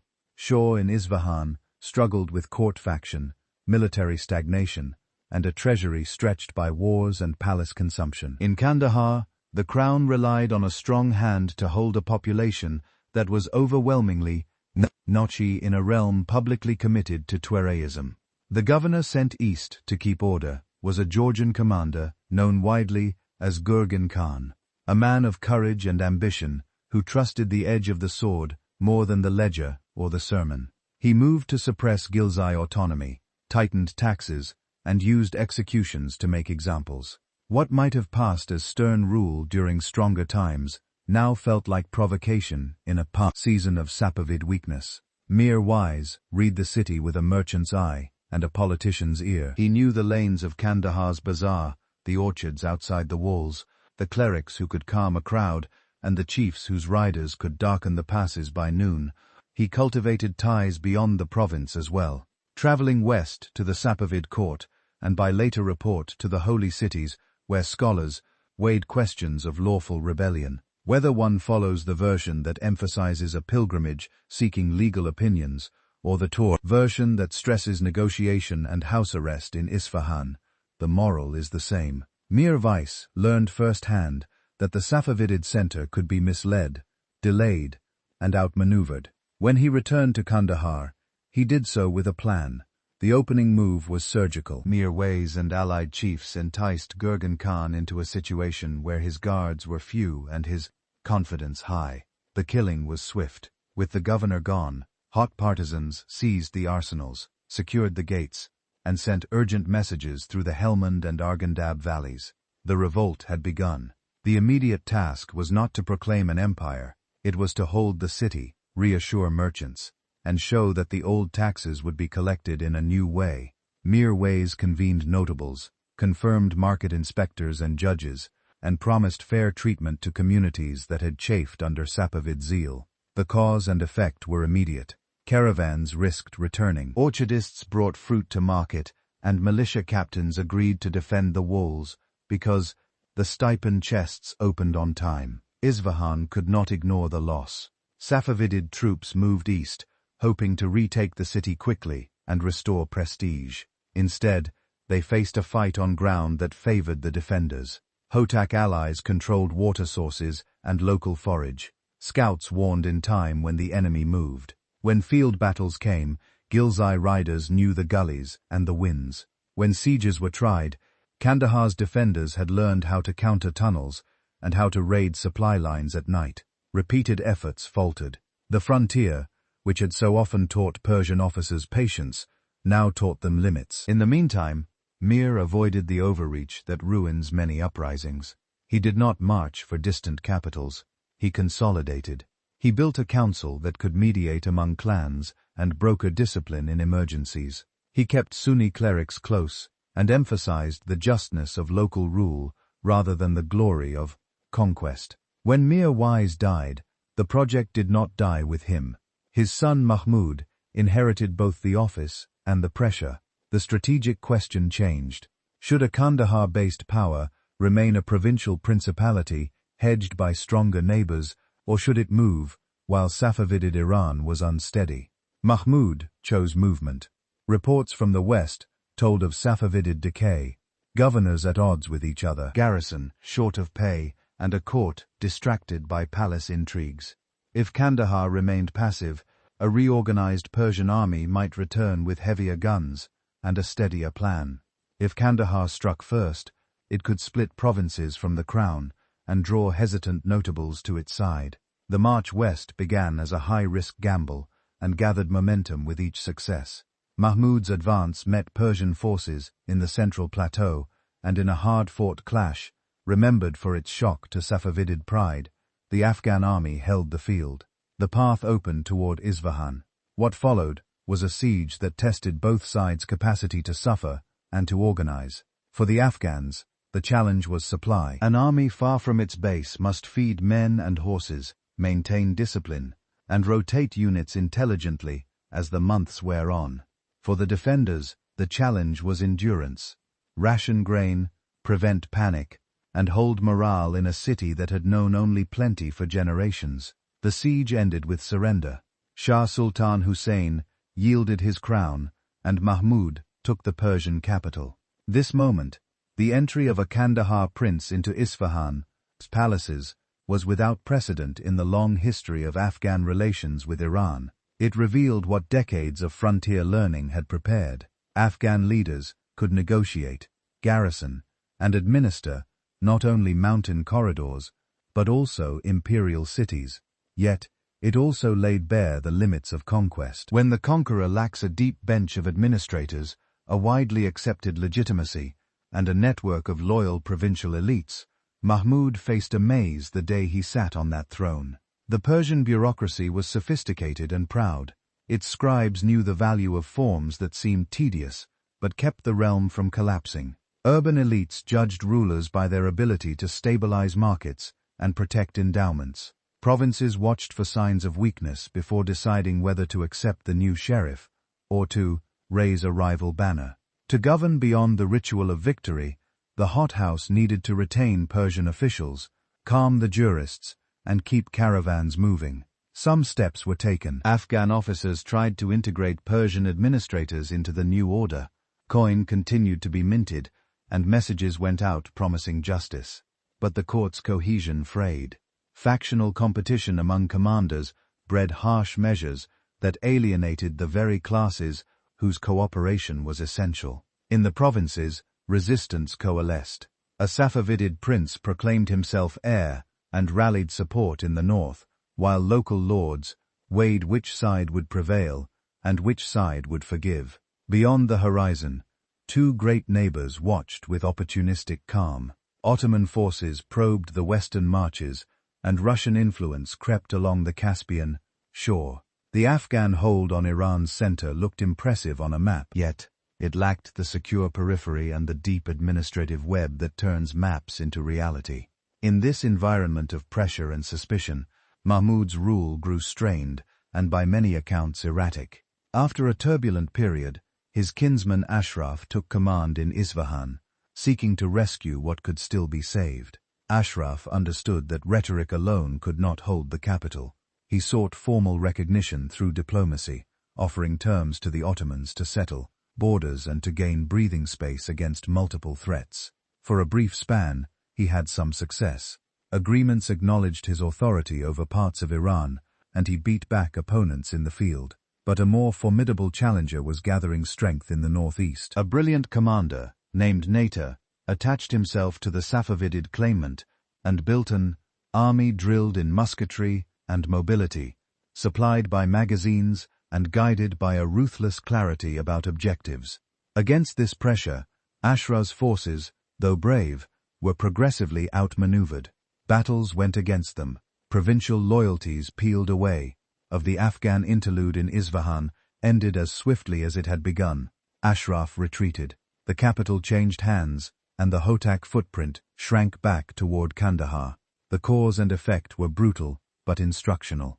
To hold a continental empire, a new dynasty needed more than courage and a righteous story of revolt. It needed a deep tax base, a loyal core of provincial elites, a disciplined army paid on time from multiple treasuries, and a legitimacy that could speak to diverse communities without constant coercion. The hot experience proved that Afghan leaders could topple a giant. It also proved that keeping a giant's balance requires different muscles. Back in Kandahar, the Hotos fortified and prepared for the reckoning they knew would come. Natter, now the dominant figure in Iranian politics, did not intend to leave a hostile stronghold at the empire's gate. He advanced methodically, cutting lines of forage, securing passes, and positioning artillery with patience. The siege that followed punished the city, and when it fell, the hot bid for wider rule was over. In the rubble lay lessons that would travel with young men who watched the siege from the walls, and with chiefs who negotiated terms at the gates. When Nater's star rose over Iran, and then dimmed in sudden violence, the Afghan highlands again became a place where new authority could be imagined. Among the seasoned commanders in his campaigns was a young Abdali leader named Ahmad, respected for nerve in battle and for the tact to hold men together after the fighting stopped. He had learned hard lessons in siege and supply, and he watched closely how great courts bought loyalty with coin one season and lost it with arrogance the next. When Nater fell and the imperial camp unraveled, Ahmad understood that the moment for an Afghan-centered settlement had arrived. His first move was not a raid or a grand proclamation. It was a council. Chiefs from the Abdali Confederacy and allied clans gathered near Kandahar to decide how to prevent chaos and defend their interests against ambitious neighbors. The participants knew one another's strengths and grudges. They also knew that separate banners would invite division and invite predation from every direction. The council chose Ahmad as leader, and with that selection, an Afghan monarchy took shape. Soon after, the Abdali name that bound his people in lineage gave way to a new title, Dani, tied to an honorific that hailed Ahmad as the Pearl of Pearls. A new dynastic identity signaled a broader horizon than any single tribe. A deliberate step from confederacy to crown. From the start, Ahmad Shah Durrani ruled by blending tribal consent with royal initiative. He did not erase the autonomy of powerful houses. He harnessed it. Tribal sardars received governorships, stipends, and land assignments that matched their capacity and their record. In return, they owed mounted men at short notice and obedience to campaign plans that his court drafted. This exchange had a clear logic. An empire with few fixed granaries and many mountain corridors needed cavalry on call and local knowledge at every gate. The Dani system offered both, while reserving to the monarch the right to reassign posts and rotate commands. When a Sardar grew too comfortable, Kandahar served as the first seat, and it became a workshop for the new state. The court reactivated treasuries, reappointed market inspectors, and rebuilt gates scarred by past sieges. Judges kept records in Persian. Scribes issued firmans that linked distant valleys to the Sultan's seal. Coinage reflected the change, with new dies announcing the name and claim of the Dani house. The message in metal mattered. Merchants who recognized a stable coin and a predictable customs regime would risk the road, and caravans were the lifeblood of any rule based in the Afghan hinge between plateau and plain. Ahmed Shah understood that legitimacy in the Afghan landscape joined political skill with piety. He cultivated clerics and Sufi elders, honored shrines, and presented himself as a guardian of Sunni order, without turning belief into a cudgel against communities whose taxes and talents the state required. Ceremonies in Kandahar affirmed his role as king by consent and by blessing, while public justice, punishments for corrupt officials, and relief in years of lean harvest demonstrated what his sovereignty was. For these gestures were not ornament, they kept chiefs invested and townspeople hopeful, two conditions without which riders scatter and markets empty. With a core secured, the Dani project widened. Ahmad Shah moved west to stabilize Herat and extend influence toward Mashhad. When opportunity beckoned, always measuring advance against the risk of overreach. He looked south to Sistan and east toward the Indus, where the fractured Mughal realm and the contests among local powers created openings. The method was consistent: strike swiftly to unsettle an opponent, offer terms that converted enemies into tax-paying clients, and install trustworthy deputies who could collect dues and keep the road safe. Where direct rule was costly, tribute and recognition sufficed. Where tribute wavered or rivals gathered, the king returned with a concentrated blow. The richest possibilities lay in the Punjab and the plains beyond. The Mughal center had weakened into ritual, while revenue leaked through every provincial seam. Ahmed Shah crossed the passes with disciplined riders, seized cities whose governors preferred an Afghan arrangement to stale promises from a fading court, and negotiated with magnates whose primary loyalty was to their own survival. In Delhi, he demonstrated the fact of his power decisively, and then withdrew, taking portable wealth, confirming allies, and leaving behind an administrative ecology that could funnel revenue toward Kandahar without exhausting the towns that produced it. The cause and effect were immediate. Kabul and Kandahar gained resources to pay garrisons and to purchase provisions for the next campaign. The plains learned that a distant but effective arbiter had entered their calculations. This eastern policy brought the Dani state into collision with rising forces, most notably the Marathas, whose confederacy had expanded across much of the subcontinent, between Afghan claims to northwestern tribute and Maratha designs on the same revenues. Conflict was inevitable. Ahmad Shah did not treat the encounter as a mere raid.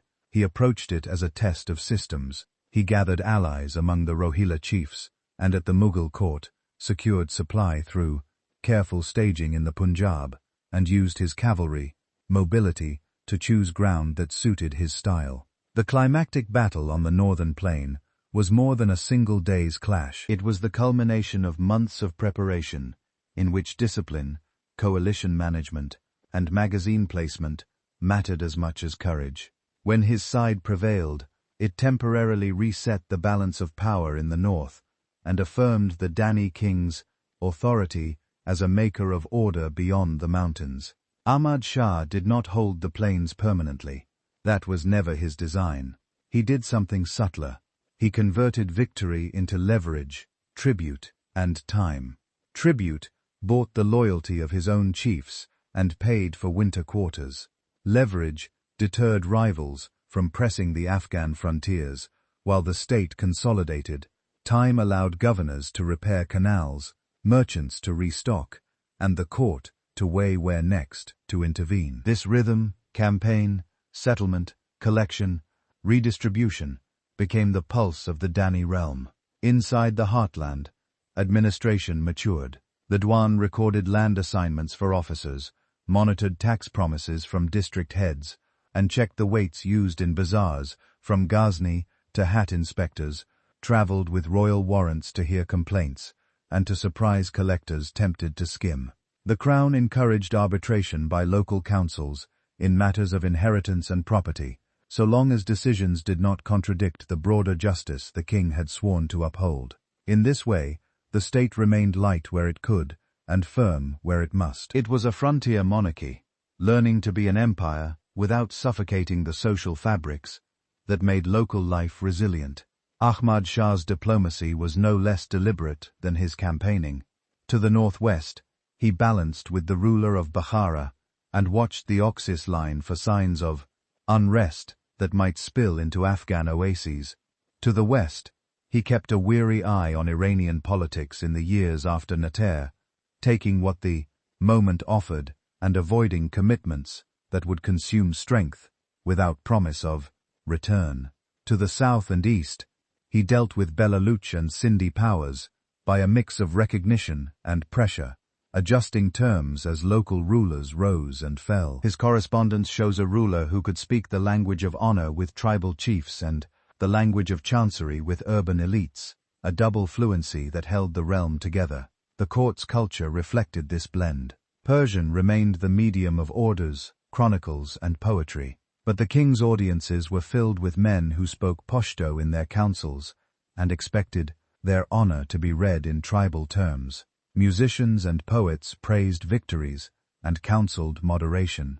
Jurists debated questions of tax and war. Sufi elders reminded listeners that justice in market and village was the bedrock of any blessing a king might claim. In Kandahar's neighborhoods and in the caravans of Kebelgale, artisans worked metal and leather into goods prized across the region, while orchardists shipped dried fruits and traders moved horses whose quality was famous.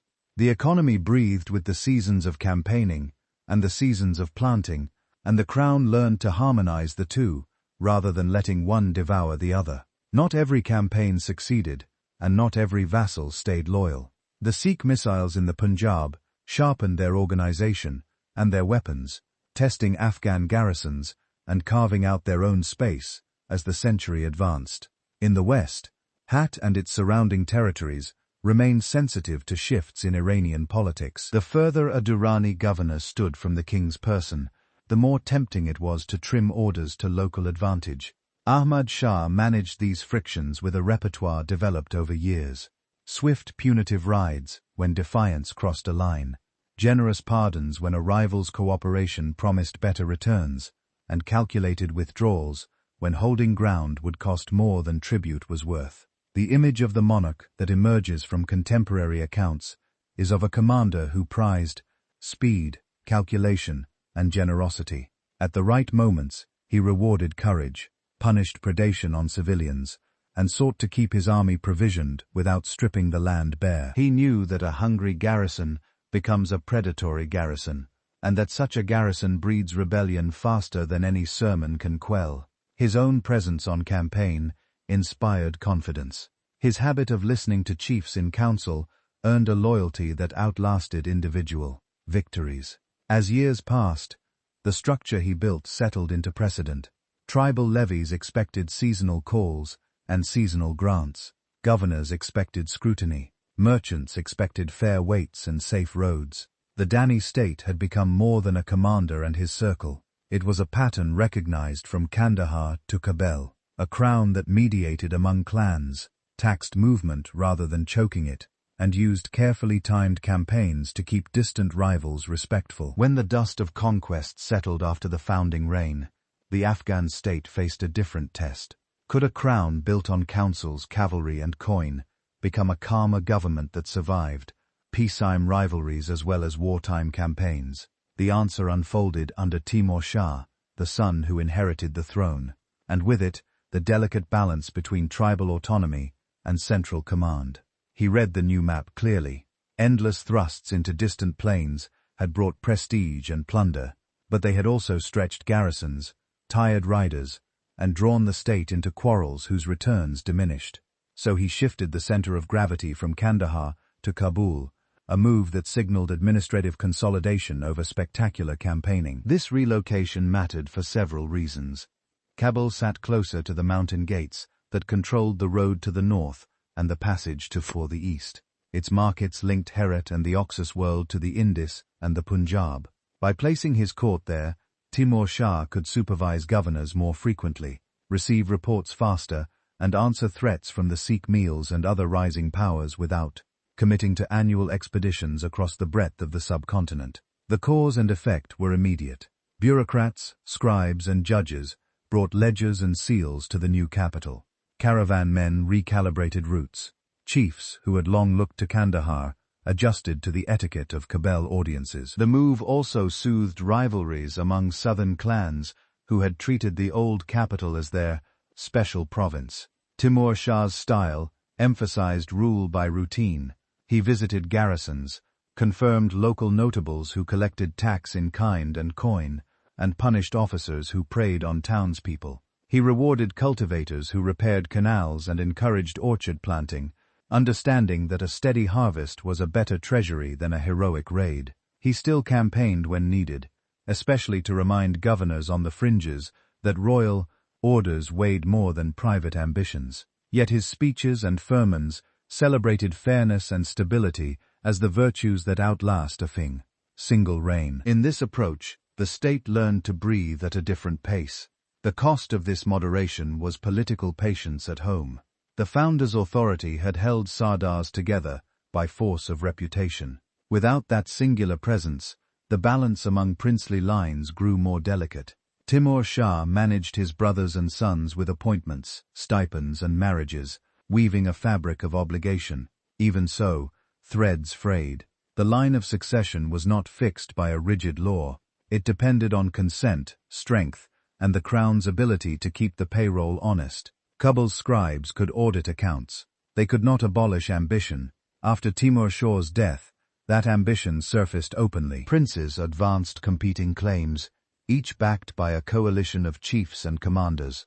The very structure that had given the empire resilience.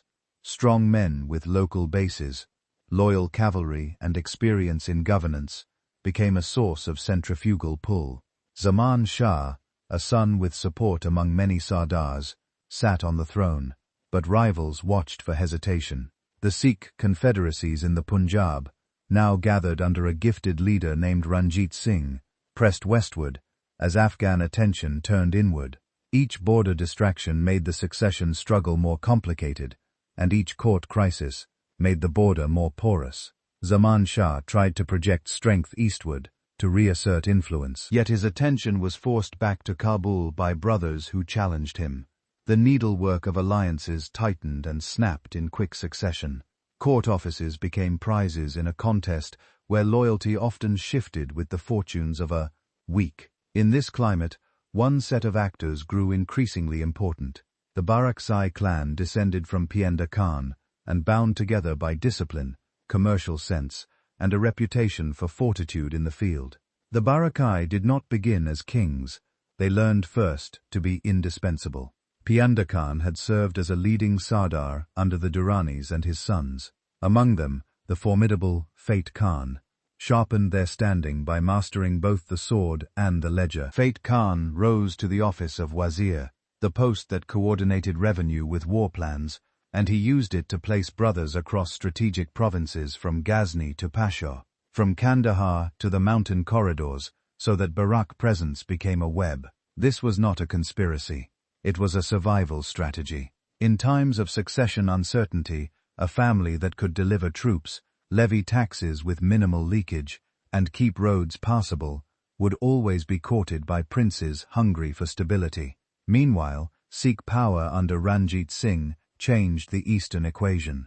He reorganized missiles into a disciplined state, invested in artillery, and made Lahore a capital that radiated confidence. Afghan governors in the Punjab who once answered promptly to Kabul began to hedge forts that had flown the Afghan banner, now negotiated over tribute rather than paying it as a matter of course. The crucial city of Peshawar, a gatehouse between plain and mountain, felt the pressure most sharply. Afghan commanders still fought hard and often won, yet the trend favored the side with fewer internal distractions and a more concentrated treasury. At Kabul, the rivalry between Zaman Shah and his brother Mahmud hardened into a cycle of coups and restorations. Each change at the top scrambled the hierarchy of offices, and each scramble alienated segments of the elite Fate Khan. The Barak Wazir kept the machine running through these storms. He installed, reconciled, and removed as the arithmetic of survival demanded. Yet even the most skilled broker can become the lightning rod for resentments accumulated over many seasons. Mahmud returned to power with the help of Fate Khan only to sanction his arrest and, in a dark turn, his mutilation and murder. An act that shocked the political class and severed the trust that had kept the state stitched together. The consequences were immediate and cascading. The Barakzai brothers, many already governing provinces or commanding garrisons, refused to accept the insult. They rallied their followers, punished those responsible where they could reach them, and acted as de facto sovereigns in their districts, while weighing how and when to claim the center. The Satsai line, wounded by intern struggle and now deprived of its most capable minister, retreated into a narrower circle of loyalists. Provinces that had long obeyed Kubl's orders cracked along family and fiscal lines. The Afghan state did not dissolve, but it fragmented into zones where the weight of a seal depended on which brother held the key to the gate. One of those brothers, Dost Muhammad Khan, demonstrated a talent for turning crisis into order. He consolidated Kabul by cultivating merchants, assuring clerics, and paying his cavalry on time. He did not yet claim royal title. Instead, he took the style of Amir, a term that stressed command and responsibility rather than sacral kingship. This choice matched the temper of the times.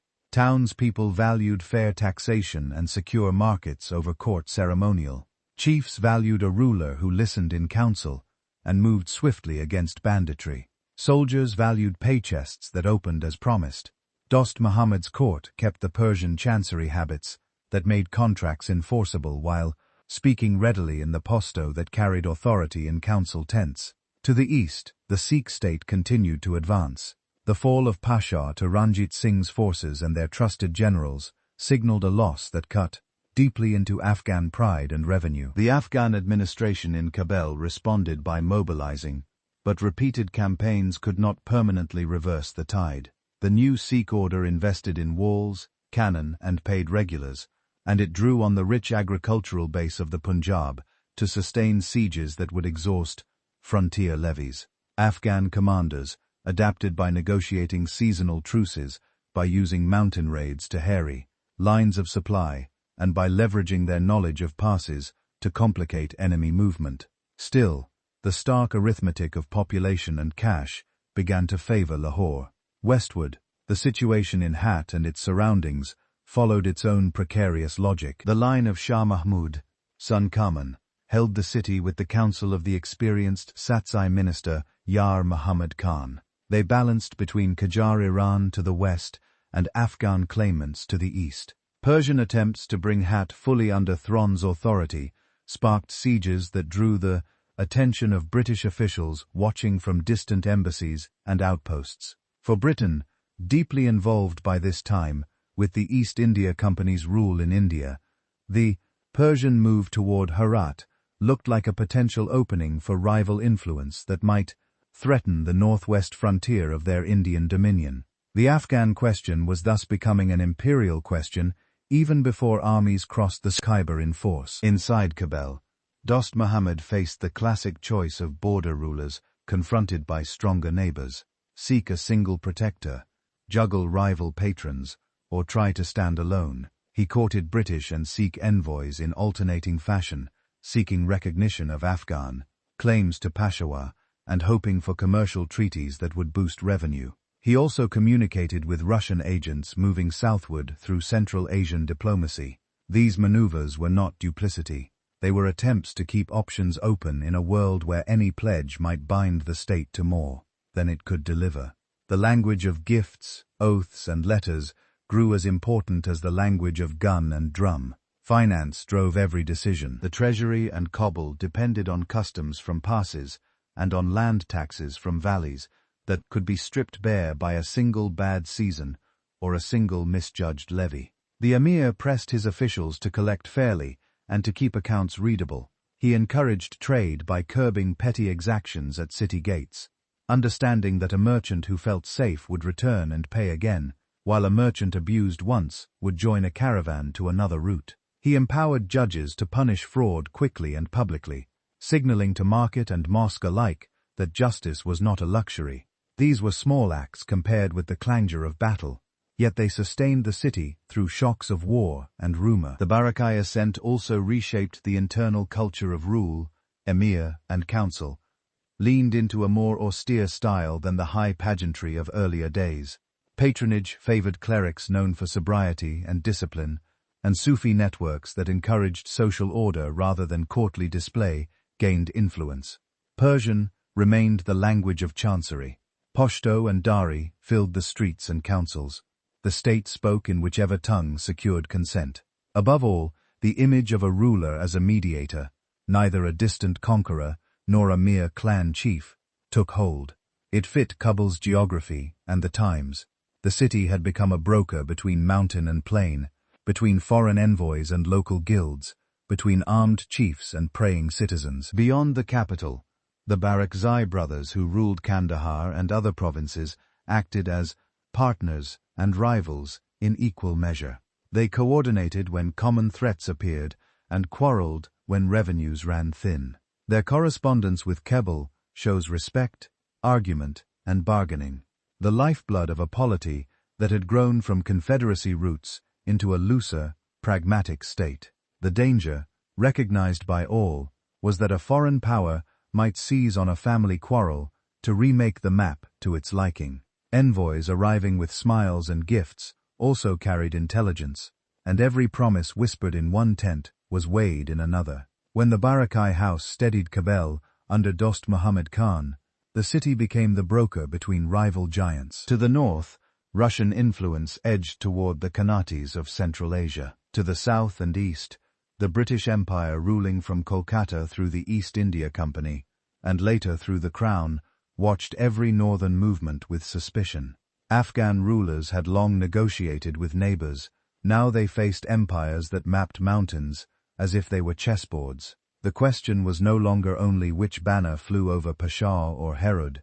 It became whether Afghanistan would be treated as a sovereign house or as a corridor to be secured by outsiders. In that tension, 3 wars unfolded across the 19th and early 20th centuries, and a border was drawn that still shapes lives. The first collision began when British officials convinced themselves that Kabul must be friendly on their terms or be replaced.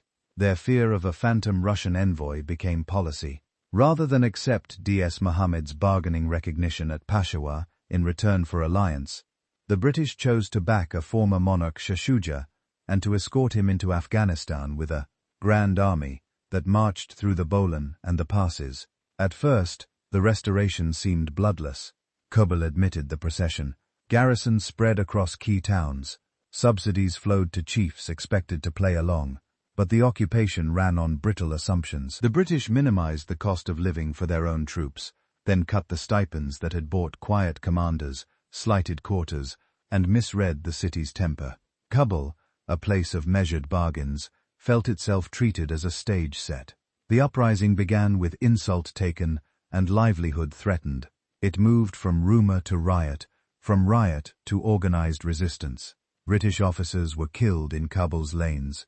The garrison huddled behind walls as supply lines faltered. A negotiated withdrawal under safe conduct ended in catastrophe when retreating columns were attacked in snow and narrow defiles. One survivor reached Jalalabad.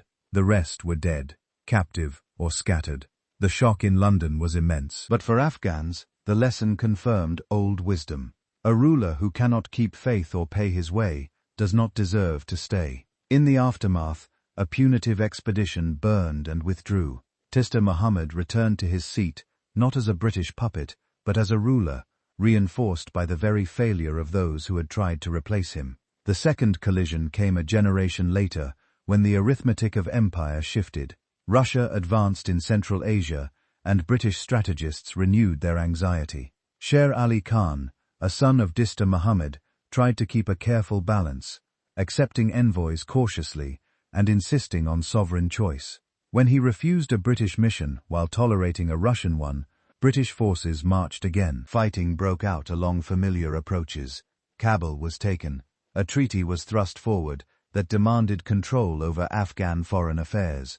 Sher Ali died in the storm. His son Yaqub signed, and then saw the city explode once more, when a British envoy and his staff were slain by troops and townsmen, outraged by the heavy-handed occupation.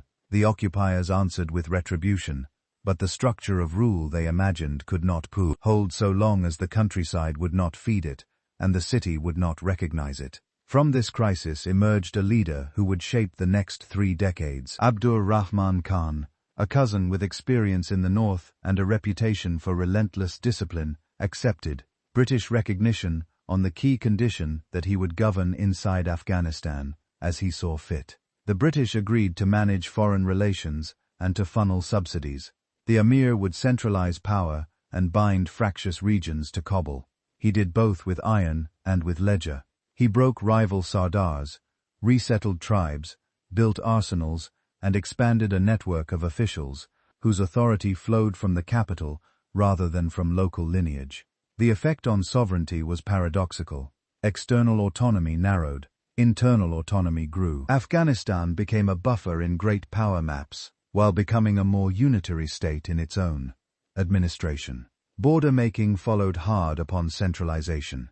British and Afghan negotiators, led by Mortimer Durrand and Afghan ministers, traced a line from the eastern mountains to the deserts in the southwest, a boundary intended to calm imperial nerves by fixing spheres of influence. The line, agreed in the late 19th century, cut across pastures, split clans, and left the politics of belonging more complicated than before. Yet it also gave the emir a recognized frame within which to press his authority. In the north, separate commissions marked a frontier with the Russian sphere along the Oxus, and the narrowing of Afghan access to river and pasture created new pressures for settlement and control within the highlands.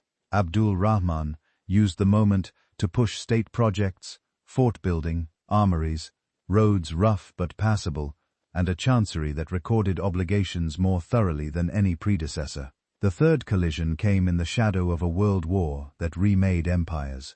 Habiba Khan, Abdul Rahman's son, kept Afghanistan neutral during the global conflict, despite emissaries who urged a strike against British India. His assassination brought Amanullah Khan to power, a young ruler impatient with the limits imposed by earlier bargains. Amanullah declared full independence in foreign affairs and tested the declaration with brief fighting along the frontier.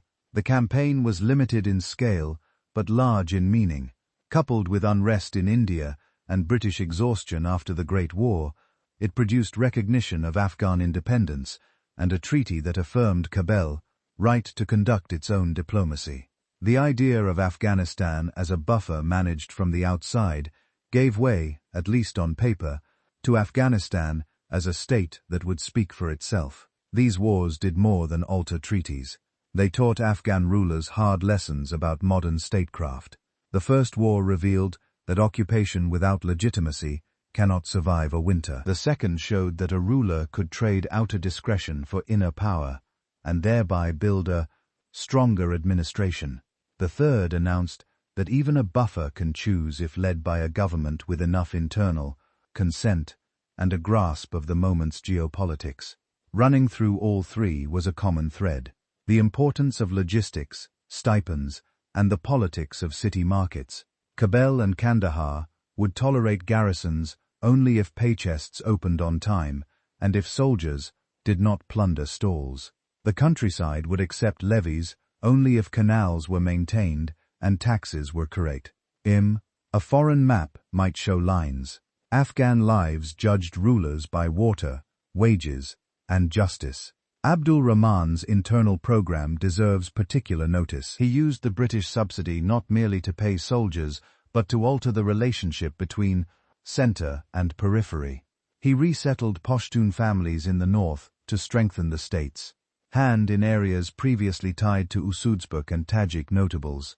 He demanded disarmament in certain districts and brought cannons against those who refused. He created provincial offices answerable to Kubal, and standardized taxes, long gathered, informally, by local chiefs. He sponsored telegraph lines and pressed for a mint that produced coin of reliable weight, because the market would not trust a state that clipped its own money. His courts punished officials who extorted, sometimes with theatrical severity, to signal that order came from law, not whim. These measures were severe, sometimes brutal, yet they left behind structures that later monarchs would inherit. A clearer chain of command, a habit of paperwork, and a sense that the ruler's reach could extend into valleys where earlier kings had only negotiated. The border work had human costs that endure. Communities found their grazing routes now crossed by a line that officials insisted was real. Villages discovered that a seasonal market now lay in another jurisdiction, with another tax. Families that once shifted with snow and grass were told to belong to one side definitively. Diplomats celebrated the line as a solution. Villagers experienced it as a new kind of uncertainty. Afghan rulers could not erase this fact, but they adapted by placing trusted men in frontier posts, by creating new markets on their side of the line, and by insisting in their correspondence that treaties recognized their sovereignty, even where they lacked the means to patrol every ridge. The British, for their part, adjusted their strategy after repeated shocks. They fortified forward posts on their side, built roads to move troops faster, and invested in intelligence networks that mapped tribal loyalties as if they were battle plans. They learned to prefer influence to occupation, subsidies to stations. Their aim remained the same: prevent any rival from controlling the passes to India. Their means shifted toward agents, pacts, and economic levers, conceding that Khyber's palace could not be run from Kolkata without repeated disaster. As the 20th century opened, the political conversation in Khyber turned from mere survival to the shape of reform. The subsidies and treaties had stabilized the throne. The wars had clarified Afghanistan's space in the world. The border had imposed a frame, however contested. Within that frame, a new generation of officials and thinkers began asking how to make the state stronger without provoking rebellion, and how to borrow useful tools from abroad without surrendering sovereignty. They discussed schools, a national army, and the role of religion in legitimizing change. They studied neighboring countries that were experimenting with constitutions and railways. They measured the appetite of chiefs and townspeople for novelty, knowing that haste could ruin a reign and that delay could squander opportunity. When the guns fell quiet after the last Anglo-Afghan War, a young ruler, Amanullah, stepped forward with a plan larger than the treaties. Independence in foreign affairs was not enough for him. He wanted a state that could manage roads, schools, courts, and taxes with the same confidence that an army holds a pass. His program began with symbols that signaled a new era. Embassies abroad, a national flag wrought from familiar colors, but framed by the language of modern sovereignty, and treaties that placed Kabul alongside other capitals as an equal. Then came substance. He cut court stipends, redirected funds to civil ministries, and pushed for a standing army paid by a national budget rather than by personal networks. The message was clear. Afghanistan would move from a realm of negotiated local privileges to a nation governed by written laws and salaried institutions. Amanullah convened a great council, inviting tribal elders, clerics, and officials to debate the foundations of rule. Out of that assembly came a blueprint for a constitutional order, with a monarch accountable to law, ministers responsible for named portfolios, and courts instructed to apply a codified mix of Islamic jurisprudence and state regulations. The ruler did not merely announce these ideals, he toured the country to sell them, addressing crowds in cities and towns, promising roads, schools, and a fairer tax system. He also traveled abroad, visiting capitals from Cairo to European courts, and returned with a conviction that railways, telegraphs, and trained civil servants were not luxuries, but tools of independence. Reform touched daily life, most noticeably in education and the status of women. New schools opened in Kabul and provincial towns, including schools for girls. Textbooks appeared that taught arithmetic, geography, and history in a style intended to unite Afghan identity rather than divide it along local lines. Legal changes trimmed the power of some customary practices, sought to curb forced marriage, and encouraged the unveiling of women in official events. Clinics and vaccination drives appeared in places where the state had never before offered more than a tax receipt or a summons. For many city families, these moves felt like long-awaited progress. The same measures landed very differently in conservative districts. Tribal leaders read the new taxes as a direct challenge to their autonomy, and clerics who had not been courted carefully saw in the social reforms a threat to moral order. The speed of change, more than any single decree, turned worry into revolt. Amanullah tried to slow the tempo without abandoning the course, but opposition hardened. A charismatic figure from the eastern frontier, Habibullah of Kalakani, rode a wave of discontent into Kabul. His brief rule halted most reforms and chased out advisors identified with foreign ways. The capital became a prize contested by armed bands rather than an engine of administration. Out of this turmoil emerged Nadir, a general from the Mujahideen branch of the royal house. He reclaimed Kabul, promised order, and offered a conservative framework that did not abandon modernization altogether. His motto was gradualism. Schools would remain, but their curricula would emphasize religion and patriotism. Roads would be built where they made trade easier, not where they offended powerful clans. The army would be reorganized, with attention to recruiting from many regions, so that no single faction could seize its command. Nadir's assassination soon after his victory seemed to threaten another spiral, but the dynasty held together under his teenage son Zahir, supported by seasoned uncles who ran the state as a family partnership. Under Zahir's long kingship, Afghanistan pursued a cautious path between ideal and reality. The Mujahideen style stressed thrift, balance, and listening. Kabul's ministries expanded step by modest step. The finance office refined budgets. The justice ministry clarified codes. The foreign office multiplied treaties and consulates. In the countryside, district governors were told to mediate disputes before they became feuds, and to keep tax collectors honest.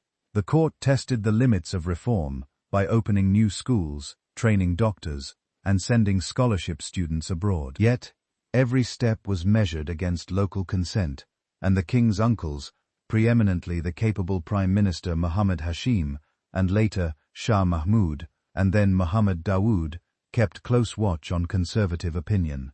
The world beyond the mountains was changing even more quickly. The British Empire receded from the subcontinent, and a new state, Pakistan, appeared along the eastern frontier. At once, hard questions of identity and geography resurfaced. Afghan leaders affirmed the right of Pashtun populations along the new border to decide their political future. Raising the banner of Pashtunistan, Islamabad saw this as a challenge to its sovereignty. Kabul saw it as a matter of ethnic kinship and historic fairness. Relations swung between tense and testy, with border closures and propaganda duels hurting trade and complicating diplomacy inside Afghanistan. The issue bolstered the standing of leaders who presented themselves as defenders of national honor. But it also tied precious political energy to a quarrel that could not be resolved by rhetoric alone. If geopolitics pinched from the east, it also opened opportunity from farther afield. The Cold War offered Kabul a chance to play a careful game of balance for resources. American and Soviet envoys arrived with plans and engineers. The Helmand Valley Project, backed first by American funds and expertise, sought to turn river water into new farmlands and electricity. Its canals and dams promised a future of cotton, wheat, and light industry. Soviet aid arriving in parallel built roads northward, trained technicians, and began the long works that would pierce the mountains with a tunnel to link Kabul more directly with the Oxus region. In both cases, technology came wrapped with advisors, scholarships, and diplomatic language. Kabul's stance was practical. Accept what builds the country and refuse entanglements that compromise sovereignty. These big projects brought mixed results. Irrigation created harvests in some districts, and salinity in others, when drainage was misjudged. New roads cut travel times, but also brought central inspectors to markets that had preferred local arrangements. Electricity lit workshops in cities, yet remained scarce in remote valleys. Still, the direction of change was unmistakable. A generation of Afghan engineers, doctors, teachers, and administrators gained skills at home and abroad. Newspapers appeared with cautious commentaries. Civil associations formed under the watchful eye of the state, and a middle class, small but vocal, began to imagine a politics that included parties and a parliament with real debate. Zahir's court tested that idea when it opened a constitutional window in the early 1960s. A basic law established a legislature with elected members, allowed limited party activity, and tried to define the boundary between the monarch's terse authority and ministerial responsibility. University students in Kabul argued in cafes about land reform, women's education, and the right balance between tradition and change. For the first time in a long while, political conflict in the capital moved from barricades to speeches. The experiment had limits. Parties were never fully legalized, patronage still mattered, and when debates threatened to outpace the capacity of ministries, the palace hesitated. One powerful figure grew impatient with hesitation. Muhammad Dawood, a cousin of the king and a former prime minister known for drive and decisiveness, believed that Afghanistan needed faster change and a more assertive stance on Pashtunistan. He argued that only a strong executive could push through land reform, mobilize revenue, and bend the bureaucracy to the public good. When his royal cousins resisted, he gathered allies in the military and the civil service. In the warm months of the early 1970s, he moved decisively, abolished the monarchy without bloodshed, and proclaimed a republic with himself as President Dawood.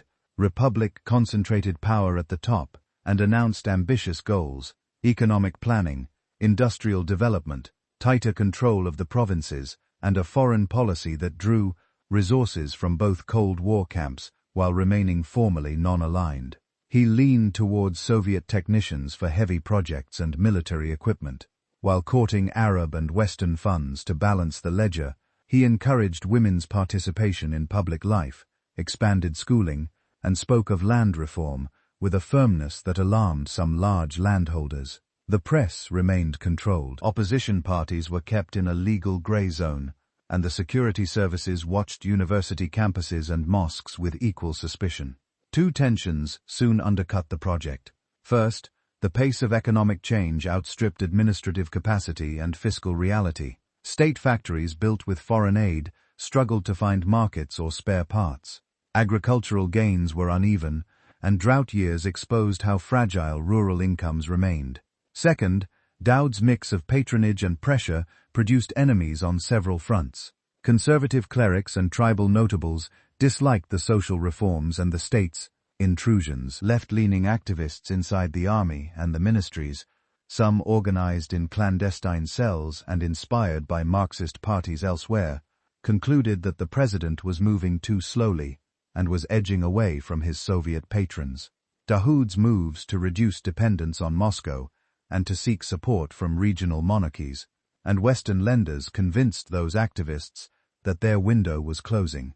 The capital's atmosphere grew heavy with rumor. Arrests of radicals in the officer corps provoked counter-moves. Civilians linked to the clandestine left urged allies to act before their networks were dismantled. Within the communist movement itself, rival factions debated timing and tactics, but they agreed on a single assumption: the state was ripe for a forced push from above. When units loyal to their leaders moved on ministries and the radio station, the palace found itself isolated. The slogans that poured from the airwaves promised land to peasants, factories to workers, and full rights to women, all under a revolutionary banner that claimed to speak for the people against feudal privilege and imperial manipulation. For many Afghans, the shift felt more like a quake than a revolution. The ministries were the same buildings. The roads and schools did not change overnight.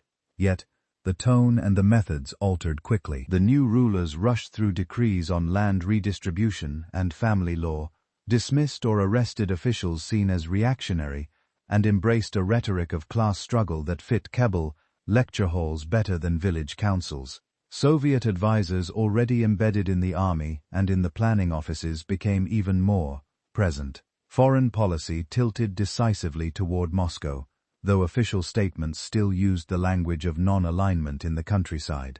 Rumors spread that the state would trample custom and confiscate land. Some clerics denounced the new order from the pulpit.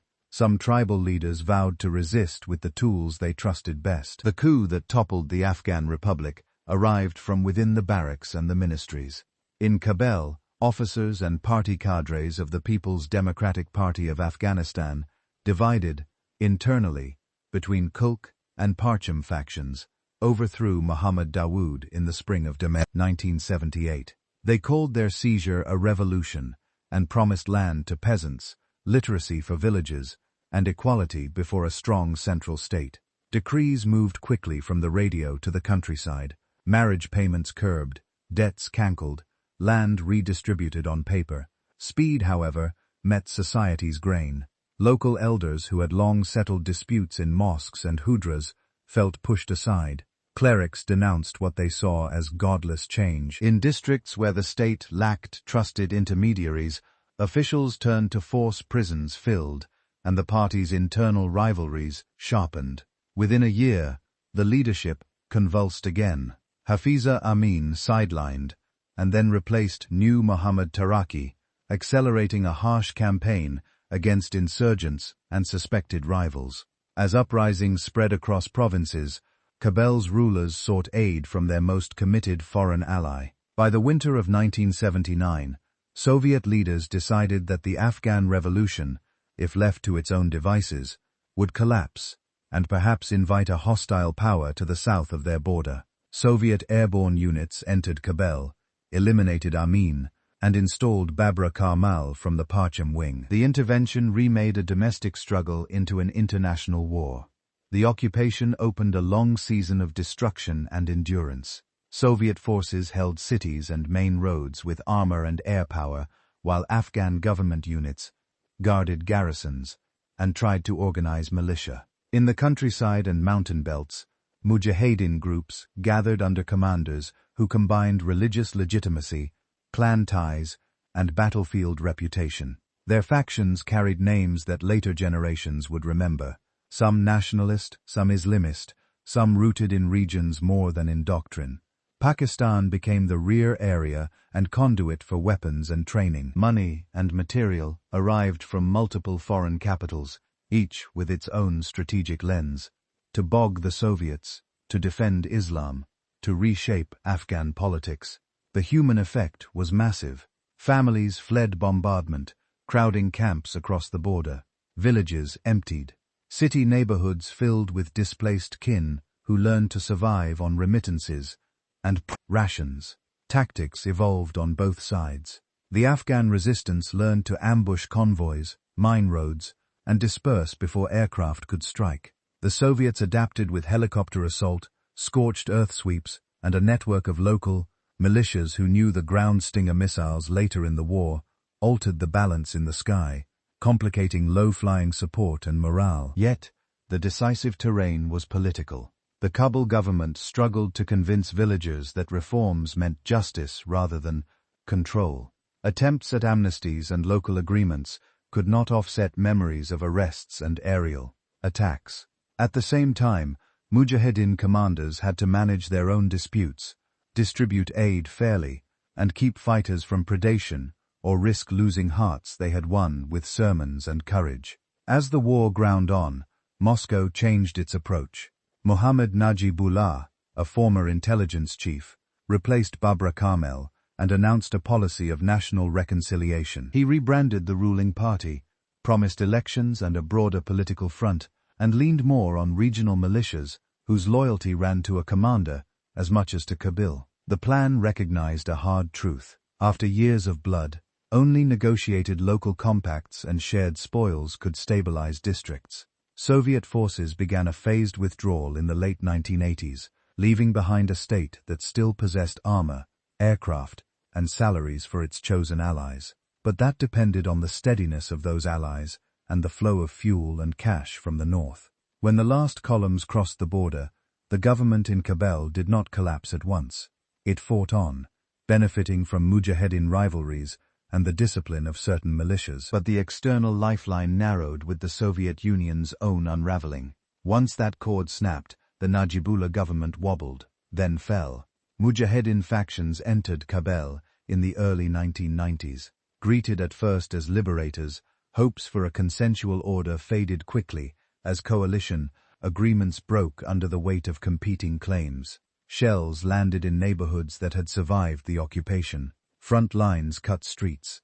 Civilians who had endured one war faced a new one as factions battled for ministries, television masts, and air bases.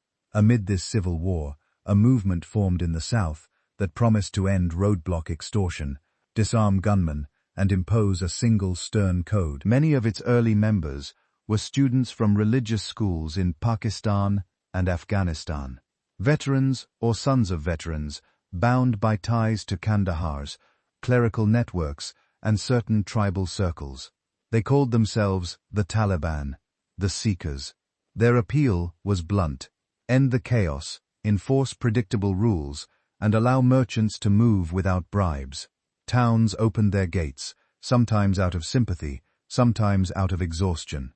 The Taliban took Kandahar, stretched east and west, and advanced northward by bargaining with commanders, capturing depots, and using a mix of fear and promise. Kabul fell to them in the mid-1990s. Their leaders imposed a harsh social order, insisting on strict codes for dress and movement, closing many schools for girls, and narrowing public life for women. Music and many forms of entertainment were banned. Punishments were public.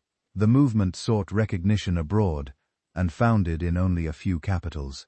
Meanwhile, an Arab militant network that had shifted across countries after earlier wars settled more deeply on Afghan soil, hosted by the Taliban in return for money, fighters, and ideological affinity. Northern commanders who refused the Taliban's rule held valleys and districts under the banner of a loose alliance, often called the Northern Alliance, sustained by regional neighbors who saw in it a barrier to a regime they distrusted. Then came the attacks of 9/11 in the United States. Washington demanded that the Taliban hand over the leaders of the militant network responsible. The Taliban refused.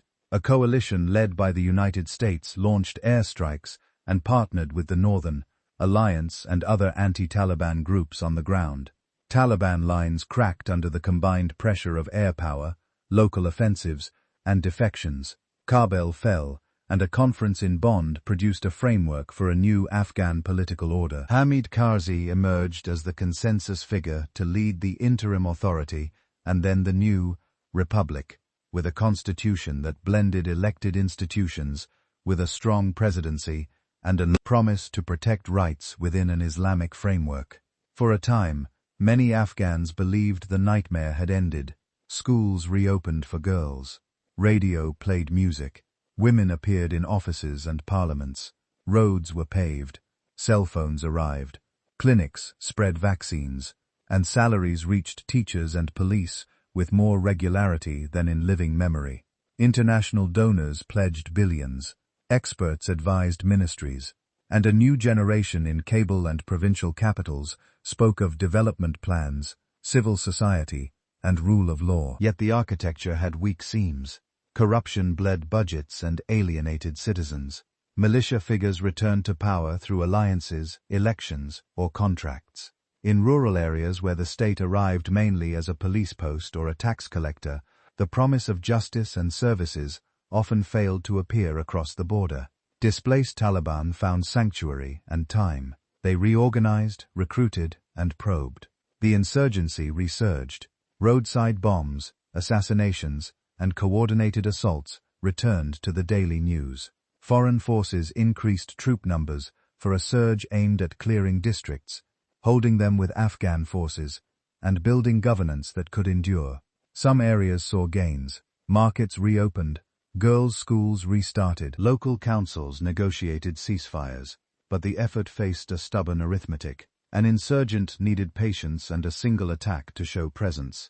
A state needed constant service and security to show legitimacy. When foreign forces reduced their footprint and transferred lead security to Afghan units, the difference between formal control and felt control grew more obvious to villagers who watched the night roads.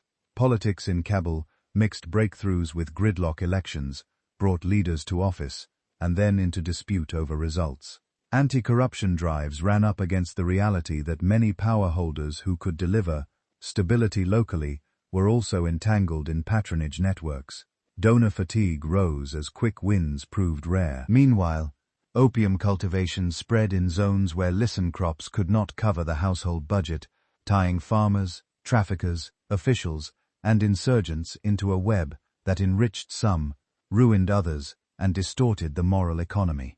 The war became as much a narrative contest as a military one.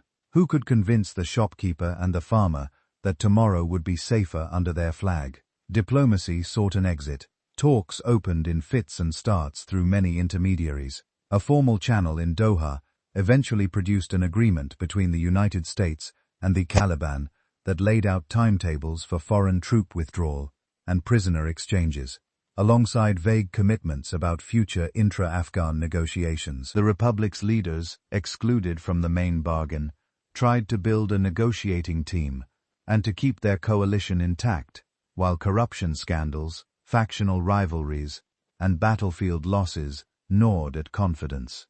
As foreign forces withdrew, district centers fell with startling speed, sometimes after fighting, often after negotiation. Provincial capitals surrendered or were abandoned as supply lines snapped and pay lapsed. Kabul's last defenders weighed family safety against orders that seemed to assume resources that no longer existed. In late summer of 2021, the Taliban entered Kabul. The president departed, ministries emptied, and a caretaker face of the movement appeared behind microphones promising amnesty, order, and respect for property. Many Afghans who had worked with the Republic or with foreign organizations rushed to airports or border posts seeking evacuation or any path to safety. In the months that followed, the new rulers formed an interim government dominated by their own networks with little inclusion of other political forces. Restrictions tightened again on women's education and employment. Media faced pressure, and civil society organizations shrank under scrutiny or closed their doors. Girls' secondary schools in many provinces did not reopen. Women were told to leave many public offices, and rules on movement narrowed horizons that had widened in the Republic years. The economy contracted sharply. Foreign aid, which had underwritten a large share of public services and salaries, fell away or was rerouted through humanitarian channels that could not replace a national budget. Banking restrictions and asset freezes compounded the crisis. Prices rose, jobs vanished, families sold possessions to buy flour and fuel. Humanitarian agencies scaled up, delivering food and health services where access was granted, but they could not rebuild the macroeconomy. Remittances from abroad and cross-border trade helped some households while others adjusted by cutting meals and pulling children from school. The moral weather turned grey. Pride in sovereignty mixed with fear about the future and grief for lost opportunities. Regional diplomacy moved into the space left by the departing coalition neighboring states, engaged pragmatically seeking guarantees on security, trade corridors, and refugee flows. Some reopened embassies and hosted dialogues that aimed to stabilize borders and prevent extremist spillover. None conferred formal recognition on the new rulers at the time of this writing, reserving leverage while avoiding isolation that might breed greater risk inside Afghanistan. Business people lobbied for customs reform and banking relief, arguing that commerce could steady the ship faster than sermons or slogans. Farmers asked for seeds and irrigation repairs. Teachers appealed for salaries. Clerics debated from the pulpit what justice requires of rulers in lean years. Through these reversals, the Afghan habit of survival persisted. Families pulled resources across cities and borders. Neighborhood elders mediated disputes quietly when courts were slow or absent. Young people found new ways to study online or in informal classes where local rules allowed. Women organized in small circles to teach each other, to run clinics, or simply to keep hope alive. In markets from Herat to Jalalabad, shopkeepers adjusted stock to fit thinner wallets, while transport men stitched together routes that could bypass checkpoints and blocked bridges. The country moved, even under strain. The longer arc of the last half-century yields sober lessons. Reform that ignores local authority and moral order triggers rebellion.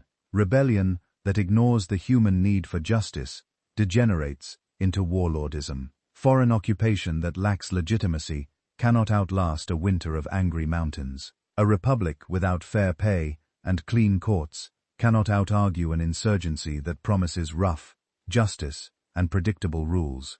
An emirate that blocks half its citizens from school and work cannot unlock its own potential. Each era has offered a partial answer to the Afghan question and has paid for its blind spots in hard coin. Yet the same arc reveals durable strengths. The country's strategic position still channels trade when roads are safe. Its human capital, teachers, doctors, engineers, artisans, farmers, remains resilient when given even a narrow space to work. Its political culture, shaped by councils and bargaining, can absorb sharp change if leaders listen and adapt. The choice facing any Afghan government remains what it has always been in essence. Protect the roads and the water, keep tax fair and predictable, honor communities' moral life, and invite talent into service rather than driving it away. The story does not end here. What follows is the question every Afghan generation must answer anew: how to turn sovereignty into capability, how to rebuild institutions that earn trust, reopen classrooms that release potential, and reconnect the country to the wider region without mortgaging its independence. Work that the next section will take up by tracing the social, economic, and diplomatic challenges of the present moment and the paths that might lead to a steadier future. Before you close tonight, drop your current city or country in the comments below, along with your local time, whether you are watching from Afghanistan itself or from anywhere that this story has reached. Tell us where you are. We read every single comment. If tonight's journey through the complete history of Afghanistan gave you something anew, understanding of why this extraordinary country has shaped so much of world history, a story you had never encountered before, a connection between the ancient past and the urgent present, please hit the like button and subscribe to Legacy of Throne. Your support makes it possible for us to keep bringing these deep, detailed histories to audiences around the world. There is much more history coming to this channel, and you will not want to miss it. We will see you on the next journey.